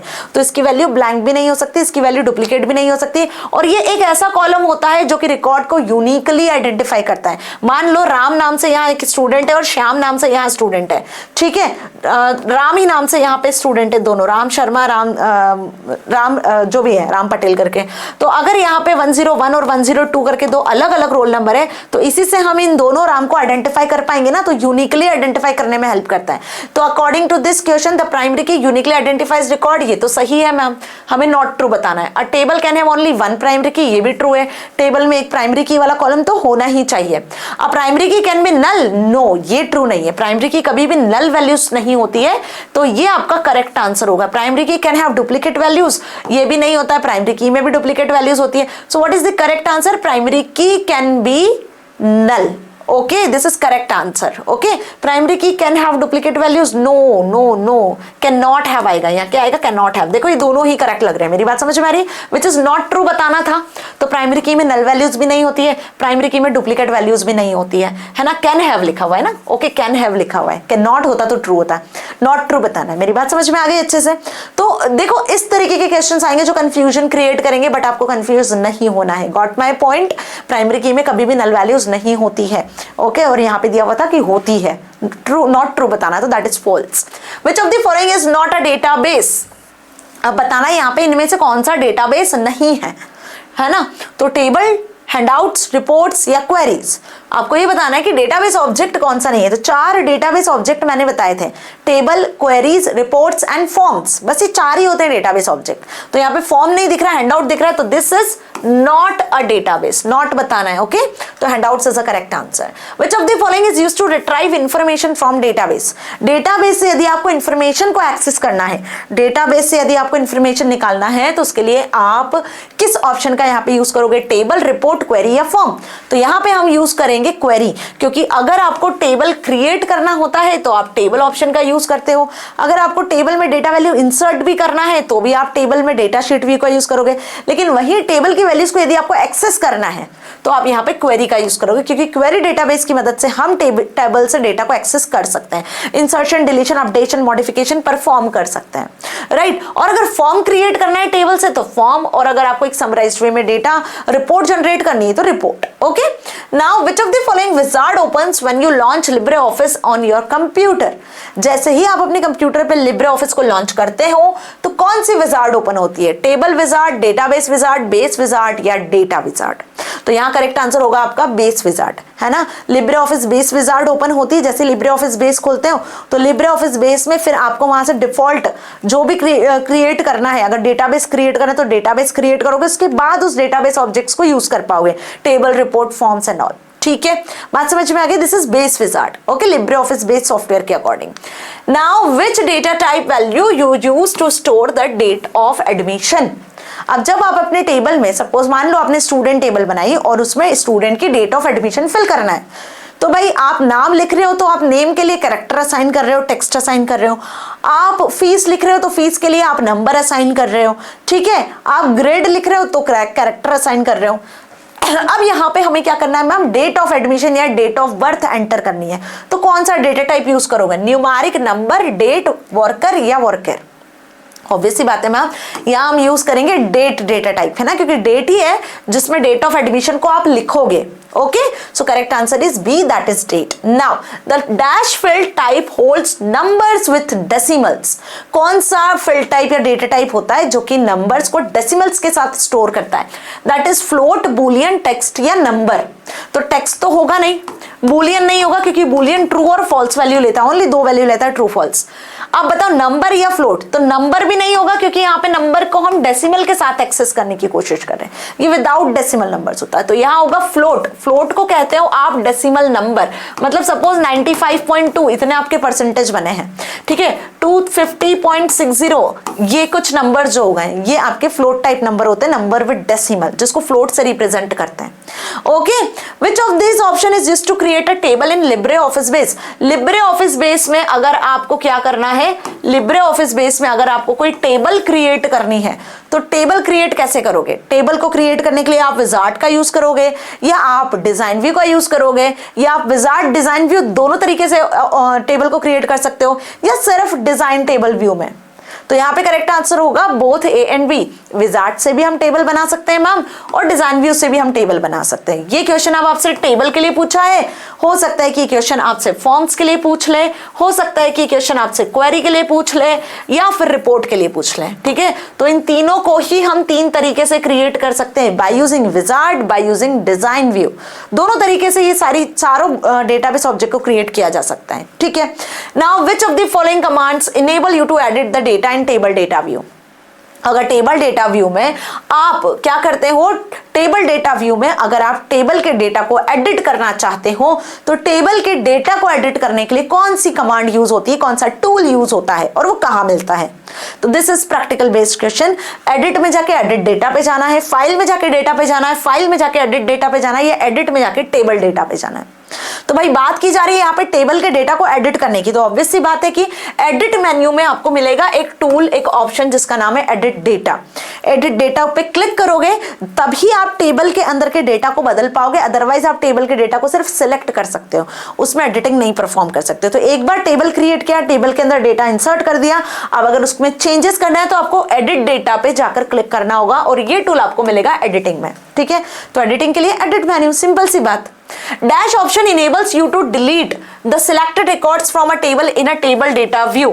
टेबल डेटा व्यू में से आपको सिलेक्टेड रिकॉर्ड्स को क्या करना है, डिलीट करना है। तो इसके लिए कौन सा ऑप्शन इसे इनेबल करता है? एडिट में जाकर डिलीट रिकॉर्ड, फाइल में जाकर डिलीट रिकॉर्ड, टेबल में जाकर डिलीट रिकॉर्ड करोगे, या डिलीट में जाके एडिट रिकॉर्ड करोगे? तो डिलीट करके तो कोई टूल ही नहीं होता है मैम, है ना, टेबल करके या फाइल या एडिट। तो ऑब्वियस सी बात है यहाँ पे अगेन हमें एडिटिंग जैसा ही कुछ काम करना है, तो एडिट में जाके आपको एडिट डेटा भी मिलेगा, एडिट में ही जाके आपको डिलीट रिकॉर्ड भी मिलेगा। आप एडिट में मेन्यू में जाओगे तो वहां से आप रिकॉर्ड में वैल्यूज को एडिट भी कर सकते हो, और वहीं आपको डिलीट रिकॉर्ड ऑप्शन भी मिल जाएगा, आप पूरी की पूरी रो को भी डिलीट कर सकते हो। डन।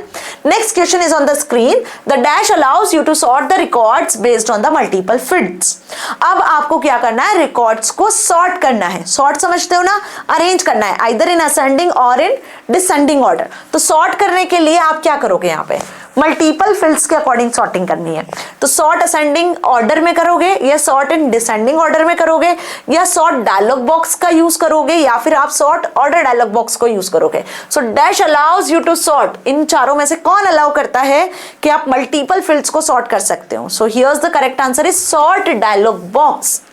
एक सॉर्ट डायलॉग बॉक्स खुलता है जहां पे आपको फील्ड सिलेक्ट करनी होती है।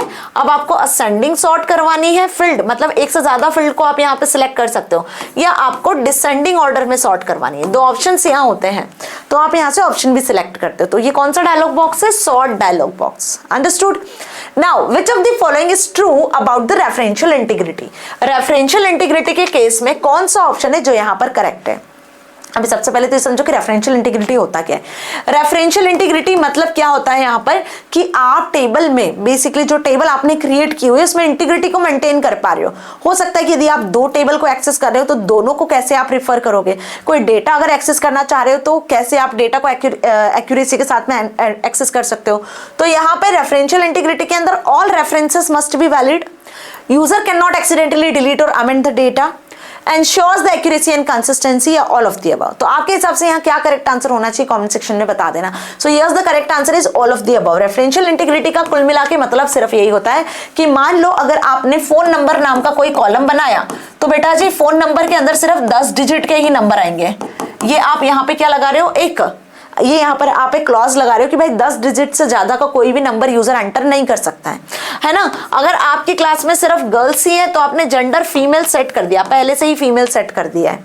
समझ में आया कि अब ए से लेकर जेड के बीच में एफ के अलावा कोई और लेटर अलाउ ही नहीं होगा, ठीक है। या आपने एम या एफ लगा दिया कि मेल और फीमेल करके, बॉयज भी है गर्ल्स भी है, तो एम और एफ के अलावा कोई और लेटर अलाउ नहीं होगा यहाँ पर। अंडरस्टूड। तो ये कुछ हम यहाँ पर डेटा की एक्यूरेसी और कंसिस्टेंसी को मेंटेन करने के लिए कुछ यहाँ पे क्लॉजेस अप्लाई कर देते हैं while we create a table. तो इसी को रेफरेंशियल इंटीग्रिटी कहते हैं, जिसमें टेबल का डेटा वैलिड होना चाहिए और basically user can not delete और accidentally delete the data and ensure accuracy and consistency, तीनों चीज को मेंटेन करता है।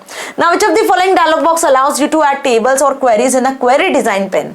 क्वेरी डिजाइन पेन में अगर आप चाहते हो टेबल और क्वेरी को ऐड करना तो कौन सा डायलॉग बॉक्स है जो आपको ये अलाउ करता है कि यू कैन ऐड क्वेरीज और you can add tables to, ठीक है। तो ऐड टेबल और query dialog box, query dialog box, query design या ऐड क्वेरी। अभी देखो ये क्वेश्चंस थोड़े से टफ जरूर लग रहे होंगे। अगर आपने डेटाबेस मैनेजमेंट सिस्टम वाला वीडियो देखा है, आपने पूरा कंप्लीट डेटाबेस को समझा है तो इजी लगेंगे, और नहीं समझा है प्रैक्टिकल करके अभी तक देखा ही नहीं है, प्रैक्टिकल का तो पी भी नहीं आता है मैम, तो ये सब टफ लगेगा, सब टफ लगेगा। तो इसके लिए पहले वीडियोस देखना, प्रैक्टिकल करके देखना, एटलीस्ट एक बार तो प्रैक्टिकल करके देखो ताकि आपको इस टाइप के किसी भी क्वेश्चन में कॉन्फिडेंस आ सके। अभी जरूरी नहीं कि एग्जाम में as it is query design pane में सिर्फ यही पूछ लिया, हो सकता है इसको घुमा फिरा के किसी और तरीके से पूछ ले, तो आपको पता होना चाहिए ना, इसलिए कॉन्सेप्ट क्लियर होना जरूरी है। So what's the correct answer, add table और क्वेरी डायलॉग बॉक्स खुलेगा जहां से आप क्वेरी डिजाइन पेन में से क्वेरी को और जो है डेटा टेबल को ऐड कर सकते हो, ठीक है। Now which of the following run row allows you to enter the condition for a query. अभी किसी क्वेरी के लिए यदि आपको कंडीशन एक्सेस करना है या कंडीशन देना है ना, तो यहाँ पे कौन सी रो है जो आपको ये अलाउ करेगी। तो बेसिकली फील्ड, क्राइटेरिया, फंक्शन या कंडीशन। मान लो कि स्टूडेंट के नेम लिखे, अब मुझे उन स्टूडेंट को एक्सेस करना है जिनके परसेंटेज 95 से ज्यादा है, जिनके परसेंटेज 95 से ज्यादा है, तो मुझे उन्हीं के नाम की लिस्ट चाहिए टेबल में से। तो हम क्या दे रहे हैं, हम ये एक कंडीशन दे रहे हैं, ठीक है। या इस कंडीशन को हम क्या कहेंगे, इस कंडीशन को हम कहाँ लिखेंगे, इस कंडीशन को हम जहां लिखेंगे, जिस जगह पर लिखेंगे, जब हम क्वेरी को जनरेट करेंगे तो उसे हम कहते हैं क्राइटेरिया। किस वाले कॉलम में लिखोगे आप इस कंडीशन को, क्राइटेरिया में, ध्यान रखना। Now which of the following option is used with wild cards. अभी वाइल्ड कार्ड्स क्या होते हैं और वाइल्ड कार्ड्स के साथ में आप कौन सा ऑप्शन है जो यहाँ पे यूज करते हो, लाइक, वेयर, सिमिलर या सेम, ठीक है। मान लो मुझे ए नाम से जितने बच्चे हैं आपकी क्लास में उनकी लिस्ट चाहिए, ए नाम से, कि ए नाम से कितने बच्चे जिनका नाम ए से स्टार्ट होता है। तो इस तरीके के कुछ पैटर्न के बेसिस पर आपको सर्चिंग करते हो, तो यहाँ पे हम जिस वाइल्ड कार्ड का यूज करते हैं वो होता है लाइक, कि ए लेटर से, यहाँ पे आप लिखोगे बाकायदा लाइक ए स्टार, इस तरीके से। तो ए लेटर से जितने भी नंबर ऑफ कैरेक्टर्स आगे मिलेंगे नाम में, वो सारे नाम आपको सर्च हो जाएंगे। तो इसके आगे आपको लाइक लिखना होगा, है ना, लाइक का यूज करेंगे। Now which wildcard character is used to retrieve 0 और more character from a field. किसी एक कॉलम से 0 या 1 से ज्यादा कैरेक्टर्स को सर्च करना है तो कौन सा वाइल्ड कार्ड कैरेक्टर यूज करते हो लाइक के साथ, क्वेश्चन मार्क, स्टार या फिर स्क्वायर ब्रैकेट या फिर पैरेंथेसिस।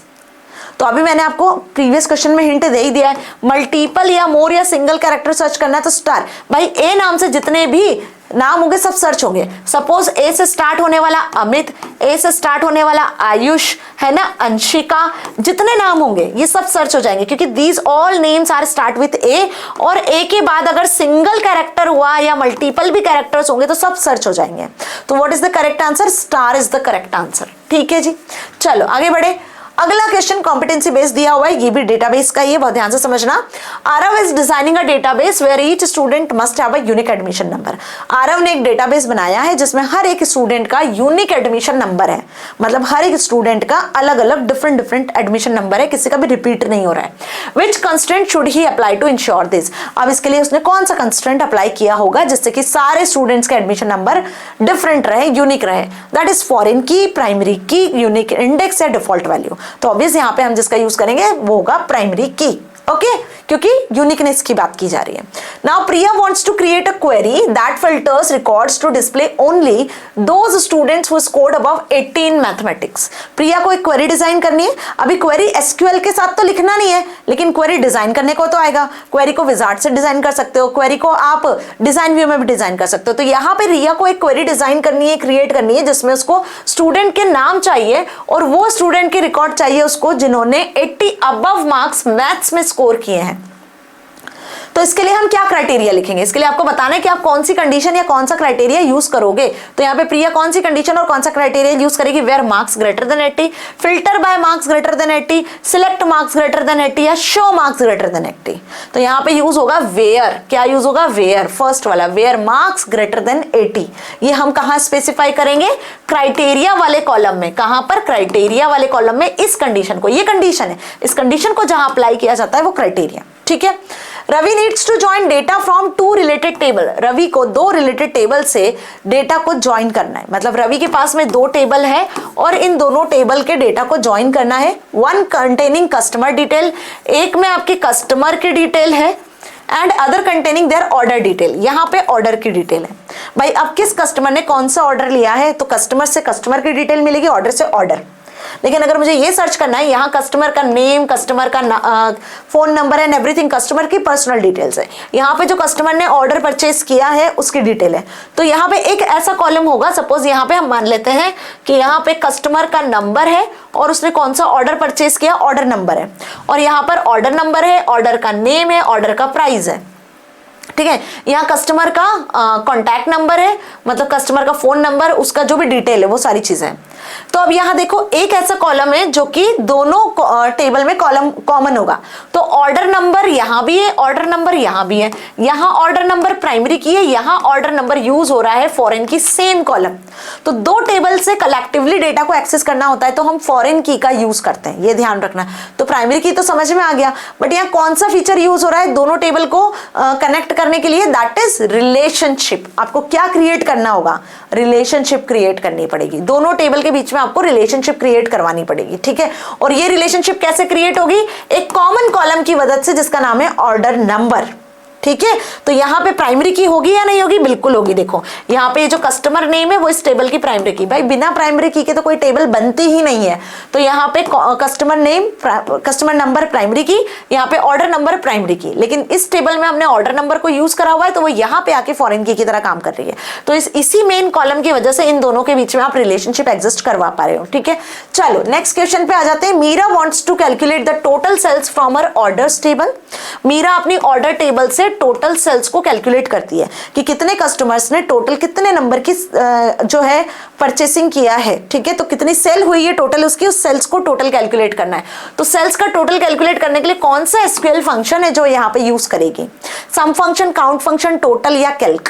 तो ऑब्वियस सी बात है कि यहाँ पे सम फंक्शन का यूज करेंगे। जैसे हम कैल्क में यूज करते आए हैं सम फंक्शन, वैसे एसक्यूएल में भी यूज होता है सम फंक्शन। किसी कॉलम की वैल्यूज को टोटल करवाना है तो आप सम फंक्शन का यूज कर सकते हो। ठीक है। Now dash A dash is not a part of form navigator tool bar.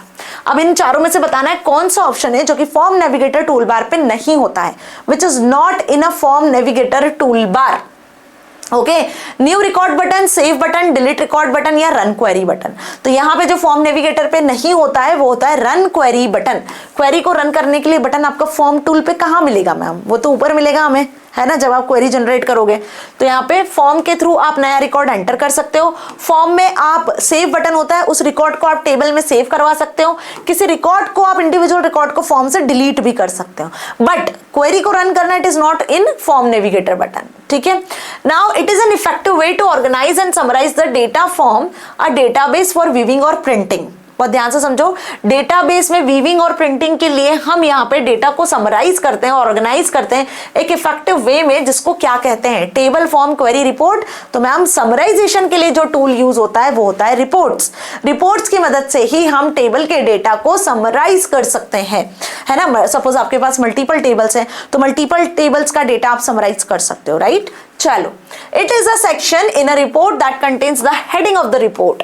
यहाँ पे बात की जा रही है रिपोर्ट की। ये कुछ रिपोर्ट के सेक्शंस होते हैं जिसमें आप रिपोर्ट का हेडर ऐड कर सकते हो। ध्यान से समझना। फॉर एग्जांपल कि मेरे पास में एक रिपोर्ट मैंने जनरेट किया है, तो यहाँ पे रिपोर्ट के अलग अलग सेक्शन होते हैं, है ना। सपोज ये मेन रिपोर्ट है, मेन का हेडर है, ये मेन रिपोर्ट का फूटर है, रिपोर्ट हेडर, रिपोर्ट फूटर। फिर यहाँ पे आप रिपोर्ट जनरेट कर रहे हो सपोज डिफरेंट, तो रिपोर्ट का भी टाइटल होता है इस तरीके से। तो यहाँ करेक्ट आंसर क्या होगा? Page header. ठीक है, in this section in a report that contains the heading of the report. Report की हेडिंग कहाँ होती है? पेज सेक्शन में। ठीक है जी, चलिए बढ़े आगे। It is a type of report that always displays the same data from the time when it was created. अब ये क्वेश्चन आपसे पूछा है कि वो किस टाइप की रिपोर्ट होती है जिसमें ऑलवेज सेम डेटा ही डिस्प्ले होता है from the time when it is created. जब आप रिपोर्ट को जनरेट कर रहे हो तो उस टाइम पे उसमें सेम ही डेटा जनरेट होता है, उसे क्या कहते हैं? कौन सी रिपोर्ट होती है वो? डायनेमिक, स्टैटिक, या फिर फ्रॉम टेबल या फ्रॉम फॉर्म। फॉर्म से क्रिएट होती है, टेबल से क्रिएट होती है, डायनेमिक होती है, स्टैटिक होती है। तो उसे हम कहते हैं स्टैटिक, जिसमें एक जैसा ही डेटा बना रहता है। जिसमें डायनेमिकली डेटा चेंज होता रहता है तो वो डायनेमिक रिपोर्ट होती है। ठीक है, कर लोगे अगर ये क्वेश्चन आ गया एग्जाम में तो। Now a key strategy to prevent fire is to remove. अगर हमें फायर को रिमूव करना है तो इसकी क्या की स्ट्रेटेजी होगी? अभी फायर रिमूव करना है मतलब यहां से स्टार्ट हो गए आपके मैनेजिंग हेल्थ एंड सेफ्टी वाले क्वेश्चंस। कौन से? Managing health and safety. ध्यान से समझना। फायर को रिमूव करना है तो heat and oxygen, heat oxygen and fuel, heat and fuel या ऑक्सीजन एंड फ्यूल। तो अब आपने बहुत अच्छे से पढ़ा हुआ है तो यहाँ करेक्ट आंसर होगा heat, oxygen and fuel. Now a fire can caused by, fire किस वजह से होती है? फॉल्टी वायरिंग की वजह से, मेल फंक्शनिंग इलेक्ट्रिकल इक्विपमेंट की वजह से, वाटर लीकेज की वजह से, या बोथ ए एंड बी। तो वाटर लीकेज से कौन सी आग लगती है मैम, है ना? फायर तो यहाँ पे होती है फॉल्टी वायरिंग और malfunctioning of any electrical equipment, both A and B are the correct answer. Done. Now falls and trips can be prevented by. Falls और ट्रिप्स को आप कैसे प्रिवेंट कर सकते हो? जिनसे एक्सीडेंट्स हो सकते हैं उनसे कैसे प्रिवेंट किया जा सकता है? प्रॉपर लाइटनिंग से, हैंडरेल्स ऑन स्टेयर रेल से, बोथ ए एंड बी, या स्लिपरी स्टेयर रेल से। अरे स्लिपरी स्टेयरवे से तो एक्सीडेंट होंगे मैम, गिर जाएंगे फिसल के। Both A and B are correct कि रूम में अगर प्रॉपर लाइटनिंग है और जो हैंडरेल्स और स्टेयरवेज बने हुए हैं, अगर ऊपर चढ़कर जाना है आपको तो both and B are the correct answer, right? Now dash is initiated by the current passing between two conducting metals through ionised gas. So यहाँ पे आपको बताना है कि कौन सा ऐसा चीज है जो कि इनिशिएट होता है जब करंट पास होता है दो कंडक्टिंग मेटल्स के बीच में through ionised gas, ionised gas के थ्रू। अब ये आपने साइंस में पढ़ा होगा मेटल एंड कंडक्टर में, है ना? तो यहाँ पे करेक्ट आंसर होगा आपका आर्क फॉल्ट। इसे क्या कहेंगे हम? Arc fault. ओके, ना कि इलेक्ट्रिक शॉक, ना कि फायर हजार्ड। ओके जी। Now the type of first aid equipment and training required depends on. First aid training कब दी जाती है? ये किस चीज पर डिपेंड करती है? The number of employees, the type of hazards present in the workplace, both A and B, या नॉलेज ऑफ एम्प्लॉइज। ऑब्वियसली बात है कि कितने नंबर ऑफ एम्प्लॉइज है और किस टाइप के हजार्ड्स उस प्लेस पर होते हैं। तो उस केस में फर्स्ट एड देनी चाहिए नहीं देनी चाहिए, वो बेसिकली इन दोनों चीज पर डिपेंड करता है ना? Now a workplace emergency is an unforeseen situation that can B threaten. Workplace पे जो इमरजेंसीज होती है, ऑब्वियस बोलकर बताकर थोड़ी नहीं आती है मैम, अनफोर्सिन सिचुएशन होती है जिससे हम डर जाते हैं समटाइम्स। तो ये किस चीज को डराती है? एम्प्लॉयज को डराती है, वहां काम करने वाले कस्टमर्स को, बिल्डिंग्स को, या ऑल ऑफ दिस? तो यहाँ पे करेक्ट आंसर होगा आपका ऑल ऑफ दिस, क्योंकि बिल्डिंग के अंदर ही एम्प्लॉयज होते हैं और एम्प्लॉयज से रिलेटेड उस जो भी आपका बिजनेस उससे रिलेटेड कस्टमर होता है। तो ऑल ऑफ दिस यहाँ पे आ सकता है ना? इमरजेंसी बिल्डिंग में भी हो सकती है, एम्प्लॉयज को अफेक्ट कर सकती है, कस्टमर्स के साथ भी हो सकती है। So all of this. Now a radiation leak is an example of. Radiation leak किसका एग्जाम्पल है? Natural hazard, main made hazard, hybrid hazard, या आर्टिफिशियल हजार्ड। अभी आपने साइंस में सारे क्वेश्चंस पढ़े होंगे, है ना? मेन मेड हजार्ड होते हैं, नेचुरल हजार्ड्स होते हैं। इसी तरीके से यहाँ पे आपको बताना है कि रेडिएशन लीक किसका है। तो radiation leak main made hazard का है। जो बड़े बड़े प्लांट्स और केमिकल इंडस्ट्रीज होती है, वहां पर अगर गलती से रेडिएशन लीक हो गई या गलती से कोई केमिकल स्पिल से केमिकल रिलीज हो गया तो इसे हम मेन मेड हजार्ड ही कहेंगे ना। Now, natural hazards occurs because of natural incidents that includes factors like natural hazards occur होते हैं because of natural factors, कुछ natural factors के थ्रू। जैसे अगर हम बात करें meteorological, geological, meteorological, geological, biological, geological and biological, या इकोलॉजिकल एंड केमिकल। तो यहाँ पे करेक्ट आंसर होगा क्या? बी, दैट इज जो नेचुरल यहाँ पे इंसिडेंट्स की बात की जा रही है नेचुरल हजार्ड्स के लिए, मेट्रोलॉजिकल, जियोलॉजिकल और बायोलॉजिकल, ये तीनों फैक्टर्स जो हैं वो डिपेंड करते हैं। ठीक है। Now the reasons of cuts and lacerations to the body from equipment called, cuts और लैक्रेशंस के क्या रीजन हो सकते हैं, उसमें कौन सा इक्विपमेंट है जो इंक्लूड होता है, दैट इज पुअर ट्रेनिंग, इसकी वजह से कर्ट्स लैक्रेशंस जैसी प्रॉब्लम आती है, inadequate safety procedures, both A and B या फॉल्टी इक्विपमेंट। तो यहाँ पे करेक्ट आंसर होगा आपका बोथ ए एंड बी। अगर आपको उस डिवाइस को सही से यूज करना नहीं आता है, जैसे आप नाइफ को अगर यूज करें और अगर आपको नाइफ को सही से यूज करना नहीं आता है तो आपको कट लग सकता है, ठीक है। और अगर आप प्रॉपर सेफ्टी से नाइफ को यूज नहीं करते हो तो भी कट लग सकता है। तो आपको ट्रेनिंग भी चाहिए और साथ में आपको सेफ्टी जो प्रोसीजर्स है वो भी पता होने चाहिए। Now main made disaster include, ये तो नेचुरल डिजास्टर की बात हुई, कैसे क्वेश्चन आएंगे समझ में आ रहा है। अब अगर मेन मेड डिजास्टर का क्वेश्चन आए तो क्या लिखोगे, सिविल डिस्टर्बेंस को मेन मेड कहते हैं, अर्थक्वेक को कहते हैं, सुनामी या साइक्लोन। भाई अर्थक्वेक, सुनामी, साइक्लोन ये तो नेचुरल डिजास्टर है मैम, पता नहीं होता है ना। बट सिविल डिस्टर्बेंस ये तो हमारे हाथ में है, इसको तो हम रिजॉल्व कर सकते हैं, इससे भी प्रॉब्लम्स होती है तो ये मेन मेड डिजास्टर में आता है, ठीक है। What is this, civil disturbances, ठीक है। Now next, a workplace hazard to a situation within the workplace that has the potential to cause, क्या कहोगे इसे, इंजर्ड पीपल, किस चीज का कारण है, इंजर्ड पीपल, डैमेज्ड इक्विपमेंट, है ना, इसका पोटेंशियल कॉज क्या होगा, बोथ एंड बी या स्पिल्ड केमिकल। तो ये देखो, ये जो क्वेश्चन है ये बेसिकली आप कह सकते हो कि एक कॉम्पिटेंसी बेस्ड क्वेश्चन है जिसमें आंसर होगा आपका बोथ ए एंड बी, ठीक है। क्वेश्चन समझ में आ गया ना। वर्क प्लेस हजार्ड की बात की जा रही है, ये वो सिचुएशन होती है जिसमें वर्क प्लेस पर किस चीज को सबसे ज्यादा हार्म होता है, किस वजह से, जो भी हजार्ड होते हैं। तो ऑब्वियस सी बात है कि यहाँ पे पीपल भी इंजर्ड होते हैं और साथ में जो इक्विपमेंट है उसमें भी प्रॉब्लम्स आ सकती है, दोनों तरीके से हार्म हो सकता है ना, पोटेंशियल है जिन चीजों का हार्म होता है। Now some of the hazardous physical agents at a work place पे कुछ ऐसे हजार्डियस फिजिकल एजेंट्स है जिनका नाम आपको बताना है, which include radiation, bacteria, magnets या इलेक्ट्रिकल इक्विपमेंट। तो ऑब्वियस सी बात है कि यहाँ पर वो होगा आपका रेडिएशन जो कि हार्मफुल इफेक्ट प्रोवाइड करती है ना। Bacteria, magnets, electrical equipment is not included here, बात हो रही है यहाँ पे फिजिकल एजेंट्स की, ओके। चलिए, one of the most important way to avoiding potential injuries during work, work place पर आपकी जो one of the most potential injury, अगर उसको बात की जाए कि उसको पहचानो यहाँ पर है तो क्या होगा वो, taking action after the incident, या identifying possible hazards before accident occur, या इग्नोरिंग एक्सीडेंट्स, या working with faulty equipment. Obviously बात है कि करेक्ट आंसर यहाँ पे होगा identifying possible hazards before accident occur. Accident होने के पहले आप हजार्ड्स को आइडेंटिफाई कर लो तो कहीं ना कहीं एक्सीडेंट होने से बच सकता है, ठीक है, आप उसको इग्नोर नहीं करोगे फिर, right. Now during the development of an evacuation plan one must think about, जब फायर जैसा कोई इंसिडेंट हो जाता है ना, तो हम बोलते हैं कि भाई जगह को खाली करो फटाफट से। इवैक्यूएशन, जनरल इवैक्यूएशन के लिए बेसिकली यहाँ पर आपको क्या सोचना है ये बताना है, स्टेप्स कुछ जो पॉइंट्स है कि what do you think about regarding general evacuation, the possible emergency situations, complying with the safety standards, both A and B या इवैक्यूएशन ड्रिल।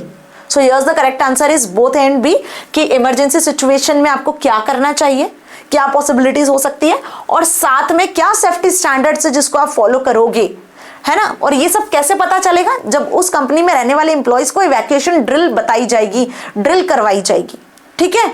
चलिए, healthy snacks eight a work place include, healthy snacks अगर आप लेते हो अपनी work place पर, healthy खाना खाते हो तो क्या होता है, बेसिकली इसमें किन किन चीजों को इंक्लूड करते हो, हेल्दी रहते हो मैम। और यहाँ जो इंक्लूड होते हैं वो बर्गर, फ्रूट्स, नट्स, चिप्स और कोल्ड ड्रिंक्स, बहुत ईजी है, आराम से बता दोगे।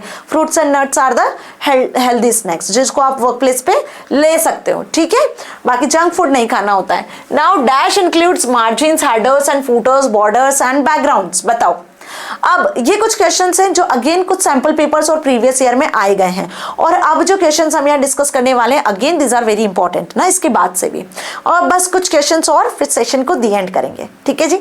चलिए बताइए, dash includes margins, headers, footers, borders and backgrounds, that is character style, page style, number style या फ्रेम स्टाइल। डिजिटल डॉक्यूमेंटेशन का क्वेश्चन है, सो दिस इज पेज स्टाइल, क्योंकि पेज में मार्जिन, पेज में हेडर, फूटर, है ना, पेज की border, ये सब चीजें पेज स्टाइल में आती है। Now Pushkar has created a drawing using multiple shapes that are arranged in a particular position and manner in his document. ये भी डिजिटल डॉक्यूमेंटेशन का क्वेश्चन है, that is competency based question. Pushkar जिसको एक ड्राइंग क्रिएट करनी है जिसमें उसको बहुत सारे शेप्स को यूज करना है। अब वो जो शेप है वो कुछ इस तरीके से अरेंज करना है कि उनकी एक प्रॉपर पोजीशन रहे। Now suggest a feature that can be used to let the objects remain set as a collection. जितने भी ऑब्जेक्ट्स है वो एक कलेक्शन की तरह पर दिखे, तो इसके लिए यहाँ पर वो ट्रांसपेरेंसी सेट करेगा, पोस्टराइज सेट करेगा, फिल्टर लगाएगा, या ड्राइंग ऑब्जेक्ट्स को ग्रुप करेगा, या फिर ड्राइंग ऑब्जेक्ट्स का ऑर्डर डिसाइड करेगा। So here's the correct answer is बेटा ग्रुपिंग ड्राइंग ऑब्जेक्ट्स। मान लो कि उसे कुछ इस तरीके से सर्कल लेना है, स्क्वायर लेना है, ठीक है, ऐसा कुछ उसको डायग्राम ड्रॉ करना है, तो ये सारे फिगर्स को उसको ग्रुप करना होगा ताकि वो एक साथ ड्रैग ड्रॉप कॉपी पेस्ट हो सके। Okay, Mehul has inserted images in his document report Travel My State to make it more descriptive. Mehul ने क्या किया, अपनी डॉक्यूमेंट रिपोर्ट को बहुत अच्छा बनाया जिसमें उसमें कुछ इमेज को इंसर्ट किया जिसका नाम है travel my state report. Okay, now some of the images are having some extra part that needs to be removed. अब उस इमेज में से कुछ एक्स्ट्रा पार्ट था जो उसे रिमूव करना है। भाई अपने डॉक्यूमेंट में उसने एक इमेज तो इंसर्ट कर दी, लेकिन समटाइम्स इमेजेस में कुछ ऐसा पार्ट होता है जो अगर आपको हटाना होता है तो आप यहाँ पे कौन सा ऑप्शन यूज करते हो इमेज में से कुछ अनवांटेड एरिया को हटाने के लिए? रीसाइज, क्रॉप, रिकलर या रोटेट, जो आप रेगुलर बेसिस पे करते हो, इसे हम कहते हैं क्रॉप, है ना। आप क्या करते हो, अनवांटेड एरिया को इमेज में से क्रॉप कर देते हो, ठीक है। Now Suresh has been assigned a task to create multiple documents such as the first page of every document contains the company's name and logo in a particular style. Which feature of word processor can be used to complete the task quickly? कौन सा यहाँ पे word processor का feature है जो इस काम को क्विकली कंप्लीट करने में हेल्प करेगा? जल्दी बताओ। सेल स्टाइल, इमेज, टेम्पलेट या टेबल ऑफ कंटेंट? तो यहाँ पे करेक्ट आंसर होगा आपका टेम्पलेट। वो अपने इस टास्क के लिए एक टेम्पलेट उठाएगा और उस टेम्पलेट में क्विकली ये काम को कर लेगा, ठीक है। यहाँ पे उसे बहुत सारे फीचर्स को ऐड करना, फॉर्मेटिंग करना, एडिटिंग करने की ज्यादा जरूरत नहीं पड़ेगी, ठीक है। Now writers feature let's you build an automated index from the heading in your document. Writers dash feature, writer का कौन सा फीचर है जो आपको यहां पर ऑटोमेटिकली इंडेक्स को ऐड करने की फैसिलिटी देता है? That is header, style, table of content या टेम्पलेट। तो यहाँ पे करेक्ट आंसर होगा टेबल ऑफ कंटेंट, क्योंकि इसके थ्रू आप ऑटोमेटिकली इंडेक्स पेज को ऐड कर सकते हो, लेकिन इसमें कुछ हेडिंग्स होती है जो आपको सेट करनी होती है। Now to protect the table of content from being changed accidentally, अगर टेबल ऑफ कंटेंट में कुछ एक्सीडेंटली चेंज होता है तो check the dash check box. कौन से चेक बॉक्स को आप चेक करोगे? Protected against manual changes, allow only manual changes या पासवर्ड। तो हम यहाँ पे मैनुअल चेंजेस से उसको प्रोटेक्ट कर रहे होंगे कि मैनुअली उस टेबल ऑफ कंटेंट में कोई भी चेंज ना कर सके, तो हम उसको प्रोटेक्ट कर देंगे अगेंस्ट मैनुअल चेंज। जो भी कुछ होगा उस इंडेक्स में ऑटोमेटिकली होगा, ऑटोमेटिक इंडेक्स यहाँ पे क्रिएट करोगे, ठीक है। अगला question, a statistical formula can be applied to a selected array of cells. एक स्टैटिस्टिकल फॉर्मूला यदि आप सेल्स पे अप्लाई करते हो जो कि सिलेक्टेड सेल से पहले से, तो उस स्टैटिस्टिकल फॉर्मूले को क्या कहते हैं? कंसोलिडेट, गोल सिक, सब टोटल या ऑटोसम। तो बेटा जी यहाँ करेक्ट आंसर होगा आपका सब टोटल, क्योंकि कंसोलिडेट और गोल सिक तो आपके व्हाट इफ में आ जाते हैं, ठीक है। गोल सिक तो व्हाट इफ सिनेरियो में आ जाता है, व्हाट इफ एनालिसिस में। सब total is a statistical data tool जिसमें आप सब टोटल जनरेट करते हो, ठीक है। Now, which of the following term refers to a cell or a range of cells that can be used in a formula? Cell और cell of range को यदि यूज करना होता है किसी फॉर्मूले में तो हम किसका यूज करते हैं? सेल रेफरेंस का, सेल फॉर्मूले का, फॉर्मूला रेफरेंस का या लिंक्ड सेल्स का? तो यहां यूज होता है सेल रेफरेंस, ठीक है। सेल को हम रेफर कर रहे होते हैं उसके नाम से, A4, D4, B5, B6, understood. चलिए, record changes feature of Calc marks a deleted column और a row in a worksheet bye. अगर किसी पर्टिकुलर यूजर ने किसी कॉलम और रो को डिलीट कर दिया है तो डिलीटेड रो और कॉलम को कैल्क में रिकॉर्ड चेंजेस फीचर के थ्रू कैसे शो किया जाता है? Red border over the cell, green border over the cell या red shade in the cell या हैवी कलर्ड बार, ठीक है। तो जो डिलीटेड रो कॉलम होता है अगर उसको देखना होता है तो वो एक अलग से हाईलाइट होके शो होता है विद हैवी कलर्ड बार के थ्रू। मतलब नॉर्मल जो आपकी शीट होती है उसमें कुछ इस तरीके से सेल्स विजिबल होती है। अब किसी सेल में अगर डिलीशन हुआ है तो वो किसी हैवी कलर से आपकी मतलब वो अलग ही हाईलाइट होके शो होगी, okay. Now dash is a saved sequence of commands or keystrokes that are used for later used. अब कुछ सेव्ड सीक्वेंस है, उसमें कुछ कमांड्स भी आ सकती है, कुछ की स्ट्रोक्स भी हो सकते हैं जिसको आप बाद में यूज कर रहे हो, उसके लिए आपने सेव किया हुआ है, उसे आप रिकॉर्ड चेंजेस कहते हो, कंपेयर चेंजेस कहते हो, मर्ज या मैक्रो कहते हैं। तो यहाँ पे करेक्ट आंसर होगा आपका मैक्रो। ऑब्वियस, मैक्रो में क्या करते हैं हम, चेंजेस कोई तो रिकॉर्ड कर रहे होते हैं मैम, ठीक है। यूजर जो भी कुछ कर रहा है उसको रिकॉर्ड कर लेता है और अगेन एंड अगेन उसको रन कर रहा होता है, ठीक है, सेम डेटा पर। Now a dash is a database object that provide a systematic way to accept data from the user and store it in the form of a table in a database. तो उसे आप query कहोगे, form कहोगे, report या table कहोगे। तो यहाँ पे बात की जा रही है systematic way to accept data from the user and store it in a table. So this is a way, what, form के थ्रू ही आप सिस्टमैटिक वे में डेटा लेते हो और वो डेटा जाके स्टोर होता है कहां पर, टेबल में। तो इंडिविजुअल रिकॉर्ड यहां पर हम यूजर का एक्सेप्ट कर रहे होते हैं, ठीक है। Now primary keys are also in the database making it faster for the database to search for a record. Okay तो क्या होगा यहाँ पे correct answer, indexed in the database, defined in the database, duplicated in the database या replicated in the database. तो primary key यहाँ पर बात की जा रही है बेटा, तो यहाँ पे करेक्ट आंसर होगा आपका इंडेक्स्ड। प्राइमरी की एक इंडेक्स की तरह काम करती है। प्राइमरी की किसी टेबल में आपने कोई कॉलम बना दिया तो वो कॉलम ये डिफाइन करता है कि हर एक इंडिविजुअल रिकॉर्ड का क्या आइडेंटिटी है, उससे हम उसको पहचानते हैं। जैसे रोल नंबर एक इंडेक्स की तरह काम कर रहे हैं, है ना भाई, 104, 105, 106, इस वाले रोल नंबर से आप पूरी डिटेल निकाल सकते हो स्टूडेंट की। तो it is indexed in a database, database में एक इंडेक्स की तरह काम कर रहा है। Record uniqueness in a table helps to avoid accidental dash of records caused by user or computer error. This is duplication of record, key of records, deletion of records या removal of records. So here's the correct answer is duplication of records. ठीक है, records की uniqueness किस चीज को बताती है कि आप टेबल में duplication नहीं कर सकते हो, uniqueness को maintain कर रहे हो। Now data in RDBMS is organized in, अभी RDBMS का फुल फॉर्म क्या होता है, रिलेशनल डेटाबेस मैनेजमेंट सिस्टम। मतलब जो आप टेबल बनाते हो ना वो डेटाबेस के अंदर बनती है, तो इसी टेबल को क्या कहते हैं, इसी टेबल को हम RDBMS कहते हैं। मतलब बेसिकली RDBMS में इस तरीके का रिलेशन क्रिएट होता है, इसको रिलेशन कहते हैं, ठीक है।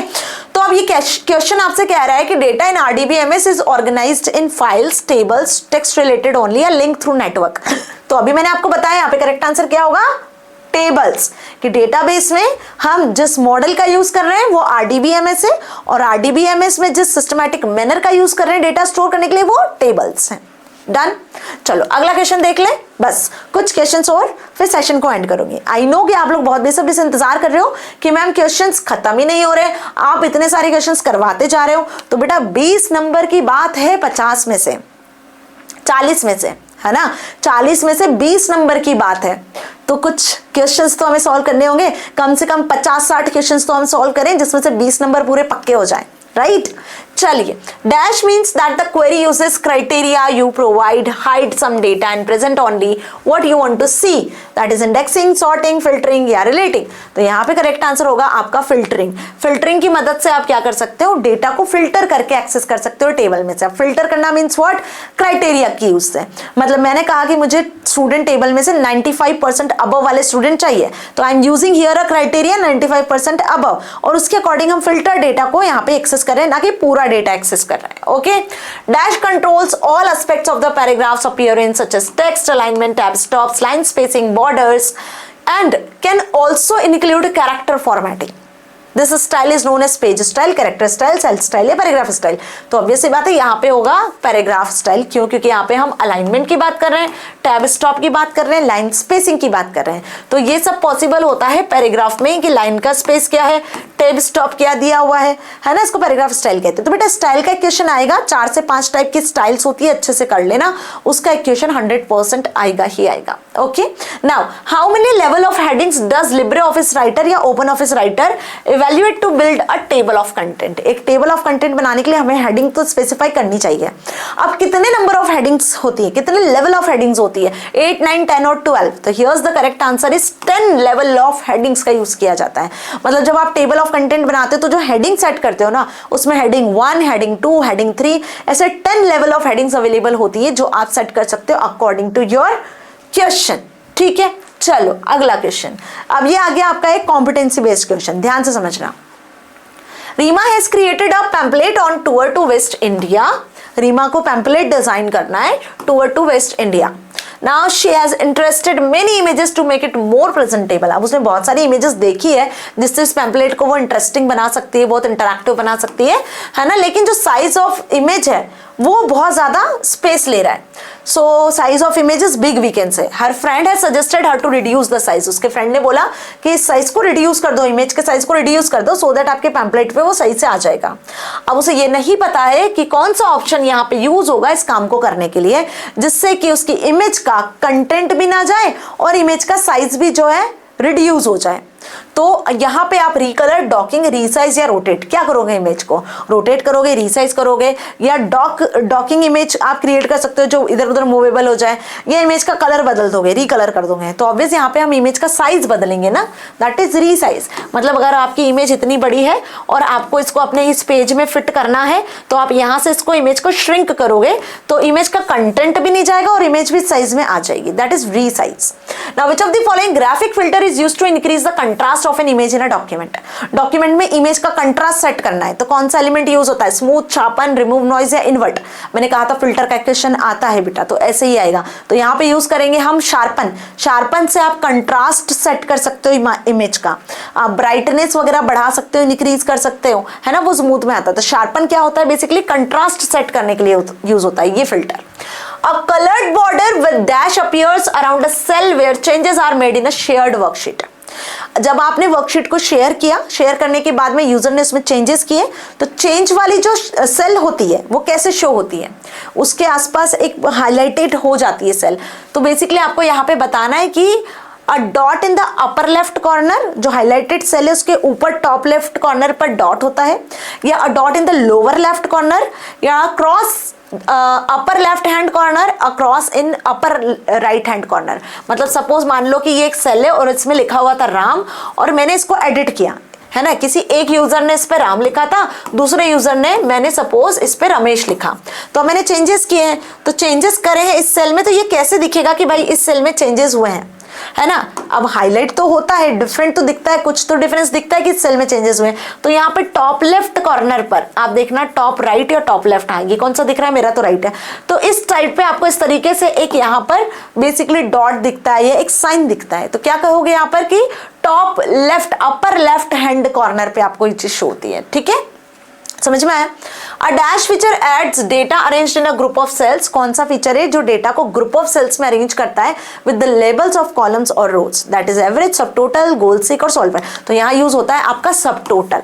सब टोटल मीन्स व्हाट, सपोज एक स्टूडेंट है उसके टर्म 1 के मार्क्स है, टर्म 2 के मार्क्स है, बी एक स्टूडेंट है उसके टर्म 1 टर्म 2 के मार्क्स है, सी एक स्टूडेंट है उसके भी टर्म 1 टर्म 2 के कुछ मार्क्स हैं, 60, 90, 40, 30, 60, 80। अब हम चाहते हैं कि भाई यहाँ पर जो है इनका टोटल कैलकुलेट होकर आ जाए कि ए स्टूडेंट के टर्म 1 टर्म 2 के कितने मार्क्स है, बी स्टूडेंट के टर्म 1 टर्म 2 के कितने मार्क्स है टोटल, है ना, और फिर लास्ट में ग्रैंड टोटल भी आ जाए। तो यहाँ पे आप इसको सब टोटल करवाओगे, सब टोटल में यहाँ इनका सब टोटल भी जनरेट होगा और लास्ट में इनका फिर यहाँ पे ग्रैंड टोटल भी जनरेट होकर आ जाएगा सारे नंबर्स का, ठीक है। तो इसलिए हम इसको यहाँ क्या कहते हैं, सब टोटल, ठीक है। Now a dash refers to a cell or range of cell value on a worksheet whose data values can be used in a formula. जिनकी डेटा वैल्यूज आप फॉर्मूला में यूज कर सकते हो तो उसे आप शीट कहते हो, सेल कहते हो, सेल रेफरेंस कहते हो या सेल डेटा कहते हो। तो यहाँ पे हम उसे क्या कहते हैं, सेल रेफरेंस। ऑब्वियस सी बात है, सेल को रेफर कर रहे हो तो एक सेल रेफरेंस के बेसिस पर हम ये काम कर सकते हैं, right. Now dash feature of calc is used to test what if questions. कौन सा फीचर है यहाँ पर से कैल्क का जो कि व्हाट इफ क्वेश्चंस को टेस्ट करने में हेल्प करता है, सॉल्वर, गोल सीक, सिनारियो या स्टाइल्स। तो yes the correct answer is scenario. What if में सिनारियो आता है, आपका ध्यान रखना कि यहाँ पे व्हाट इफ क्वेश्चंस को टेस्ट करने के लिए बेसिकली बात की जा रही है। बाकी गोल सीक, सॉल्वर तो एक एक इंडिविजुअल टारगेट वैल्यू पे काम करते हैं। तो गोल सीक के अलावा यहाँ पे सिनारियो जो दिख रहा है, सिनारियो के बेसिस पर आप मल्टीपल सिनारियोज बनाते हो अलग अलग सिचुएशन के बेसिस पर और फिर आंसर करते हो, right. Now macros are specifically useful to the same way over and over again. Macro का यूज करते हैं हम सेम चीज को बार बार परफॉर्म करने के लिए। तो आप यहाँ पे रिपीट टास्क करते हो, रिजेक्ट टास्क करते हो, रिपोर्ट टास्क करते हो या कमेंट टास्क करते हो। तो यहाँ पे हम करते हैं इसके लिए रिपीट टास्क, ऑब्वियस, क्योंकि मैक्रो में एक ही टास्क को बार बार रिपीट कर रहे होते हैं जो कि एक बार रिकॉर्ड हुई होती है, ठीक है। Now dash feature of calc helps to track what data was changed When the change was made, who made the change and in which cell the change occurred? बहुत केयरफुली समझना कौन से फीचर की यहाँ पे बात की जा रही है जिसकी मदद से आप चेंजेस को ट्रैक कर पा रहे हो, और किसने चेंज किया, कब चेंज किया है, ये पता चलता है हमें कि चेंजेस कब ऑकर हुए हैं। रिकॉर्ड चेंजेस में, एडिट रिकॉर्ड में, चेंज रिकॉर्ड में या मैक्रो में। तो यहाँ करेक्ट आंसर होगा आपका रिकॉर्ड चेंजेस। चेंजेस रिकॉर्ड होते हैं जिसमें किस यूजर ने कब क्या चेंज किया है ये आपको प्रॉपरली विजिबल होता है जब आप उस सेल पे जाके अपना माउस लेकर जाते हो। तो जैसे ही आप उस सेल पे माउस लेकर जाओगे तो पूरी डिटेल आपके सामने खुल जाएगी, ठीक है। Now which of the following is not an example of DBMS? लो भाई, डीबीएमएस का कौन सा एग्जांपल नहीं है ये बताना है। पोस्टग्रेसक्यूएल, एसक्यूएललाइट, फॉक्सप्रो या इम्प्रेस? तो इम्प्रेस मैम प्रेजेंटेशन क्रिएट करने वाला सॉफ्टवेयर है। इम्प्रेस क्या है? यहां से आप स्लाइड्स और प्रेजेंटेशन बना सकते हो, डेटाबेस नहीं। बाकी पोस्टग्रेसक्यूएल, एसक्यूएललाइट ये तो एसक्यूएल के सॉफ्टवेयर है ही डेटाबेस के। फॉक्सप्रो ओल्ड सॉफ्टवेयर है जिसके थ्रू आप डेटाबेस क्रिएट कर सकते थे। ओके, तो कौन सा नहीं है, नॉट पूछा है तो इम्प्रेस नहीं है, ठीक है। Now which of the, okay, the next question is a dash is an interface in a user interface layout, user specified layout that lets user to view, enter and changes data directly in the database objects such as tables. Okay जैसे आप tables के format में data values को enter कर लेते हो ना, बिल्कुल वैसे ही यहाँ पर एक और इंटरफेस है जिसका हम यूज करते हैं टेबल में वैल्यूज को एंटर करवाने के लिए, that is frame, form, relation या रिपोर्ट। तो वो होगा आपका correct answer form. Form is a user defined interface जिसमें बेसिकली कुछ इस तरीके का इंटरफेस खुलता है जहां पे आप टेबल से, टेबल के कॉलम के अकॉर्डिंग वैल्यूज को इंसर्ट करवा सकते हो। सपोज कि roll number, name, class, but यहाँ पे इंडिविजुअल रिकॉर्ड एंटर होता है। और यहाँ पे एक फॉर्म टूल बार होती है जहाँ पे कुछ इस तरीके के बटन्स बने होते हैं जिनसे आप रिकॉर्ड को ऐड डिलीट कर सकते हो। ऐड करना है ये, जहाँ जो भी डिटेल एंटर करी ऐड करना है तो प्लस पे क्लिक करना, ठीक है। डिलीट करना है तो क्रॉस पे क्लिक करना। टेबल के अगले रिकॉर्ड पे जाना है तो इन एरोस पे क्लिक कर सकते हो, ठीक है। तो this is form. Binary data types in a database can be used for sorting, ठीक, storing। बाइनरी टाइप के डेटा टाइप की बात की जा रही है। बाइनरी डेटा टाइप डेटाबेस में आप यूज करते हो डेटा को स्टोर करने के लिए। तो it is photos, music files, it is integer values, only image files या ओनली वीडियोस फाइल। तो बाइनरी डेटा में आप किस टाइप की वैल्यूज को लेते हो? इंटीजर वैल्यूज को तो लेंगे नहीं मैम, है ना। Images file, only image file को इंक्लूड करोगे क्या, या ओनली वीडियो फाइल को? यहाँ पे आते हैं आपके फोटोज, म्यूजिक, सारी फाइल्स इंक्लूड हो जाती हैं, ठीक है। तो फोटोज और म्यूजिक फाइल्स, बाकी इंटीजर, डेट, टाइम, फ्लोट ये तो अलग से यूज होते हैं। बुलियन ये डिफरेंट स्पेसिफिक वैल्यूज के लिए होते हैं। नंबर्स के लिए इंटीजर, डेसिमल के लिए फ्लोट, है ना। कैरेक्टर के लिए टेक्स्ट होता है, गॉट इट। डेट के लिए डेट टाइप का वैल्यू होता है, टाइम के लिए टाइम होता है। बट कोई फोटो हो गया, म्यूजिक फाइल हो गई, उसको यदि डेटाबेस में सेव करना है तो बाइनरी डेटा टाइप का यूज करते हैं, गॉट इट। और अगर ट्रू फॉल्स वैल्यू को सेव करवाना है तो बुलियन का यूज करते हैं। ये डेटा टाइप्स है कुछ, बुलियन, इंटीजर, फ्लोट, टेक्स्ट, याद रखना। नाउ इसके साथ में ये सेशन खत्म करती हूँ। होपफुली आपको सारे एमसीक्यूज बहुत अच्छे से समझ में आ गए। टोटल 100+ एमसीक्यूज को हमने यहाँ पर सॉल्व किया हुआ है। अब ये सारे MCQs as it is exam में आते हैं। इन सारे एमसीक्यूज को बहुत अच्छे से कर लेना। कमिंग एग्जाम में इनमें से ही एमसीक्यूज छपेंगे आपके पेपर में। कुछ एमसीक्यूज डायरेक्ट आएंगे, कुछ डायरेक्ट एमसीक्यूज को भी सिचुएशन बेस्ड बना के पूछ लिया जाएगा। तो अब वो सिचुएशन क्या होगी वो आपको पहचानना होगी, ठीक है। और उसके लिए मैंने वीडियोस बनाए हुए हैं, प्रैक्टिकल्स दिए हुए हैं, तो बहुत केयरफुली उनको देखो ताकि ऐसे कोई भी क्वेश्चन आपसे पूछ लिए जाए तो आप इजिली अटेम्प्ट करके आ सकते हो। तो बेटा पेपर यहीं से आएगा, सारे एमसीक्यूज बहुत अच्छे से कर लेना। मिलेंगे अगले धमाकेदार सेशन में इंपॉर्टेंट क्वेश्चन आंसर्स के साथ में। Till then stay happy, thank you so much. और यदि चैनल सब्सक्राइब नहीं किया है तो कर लो, ओके।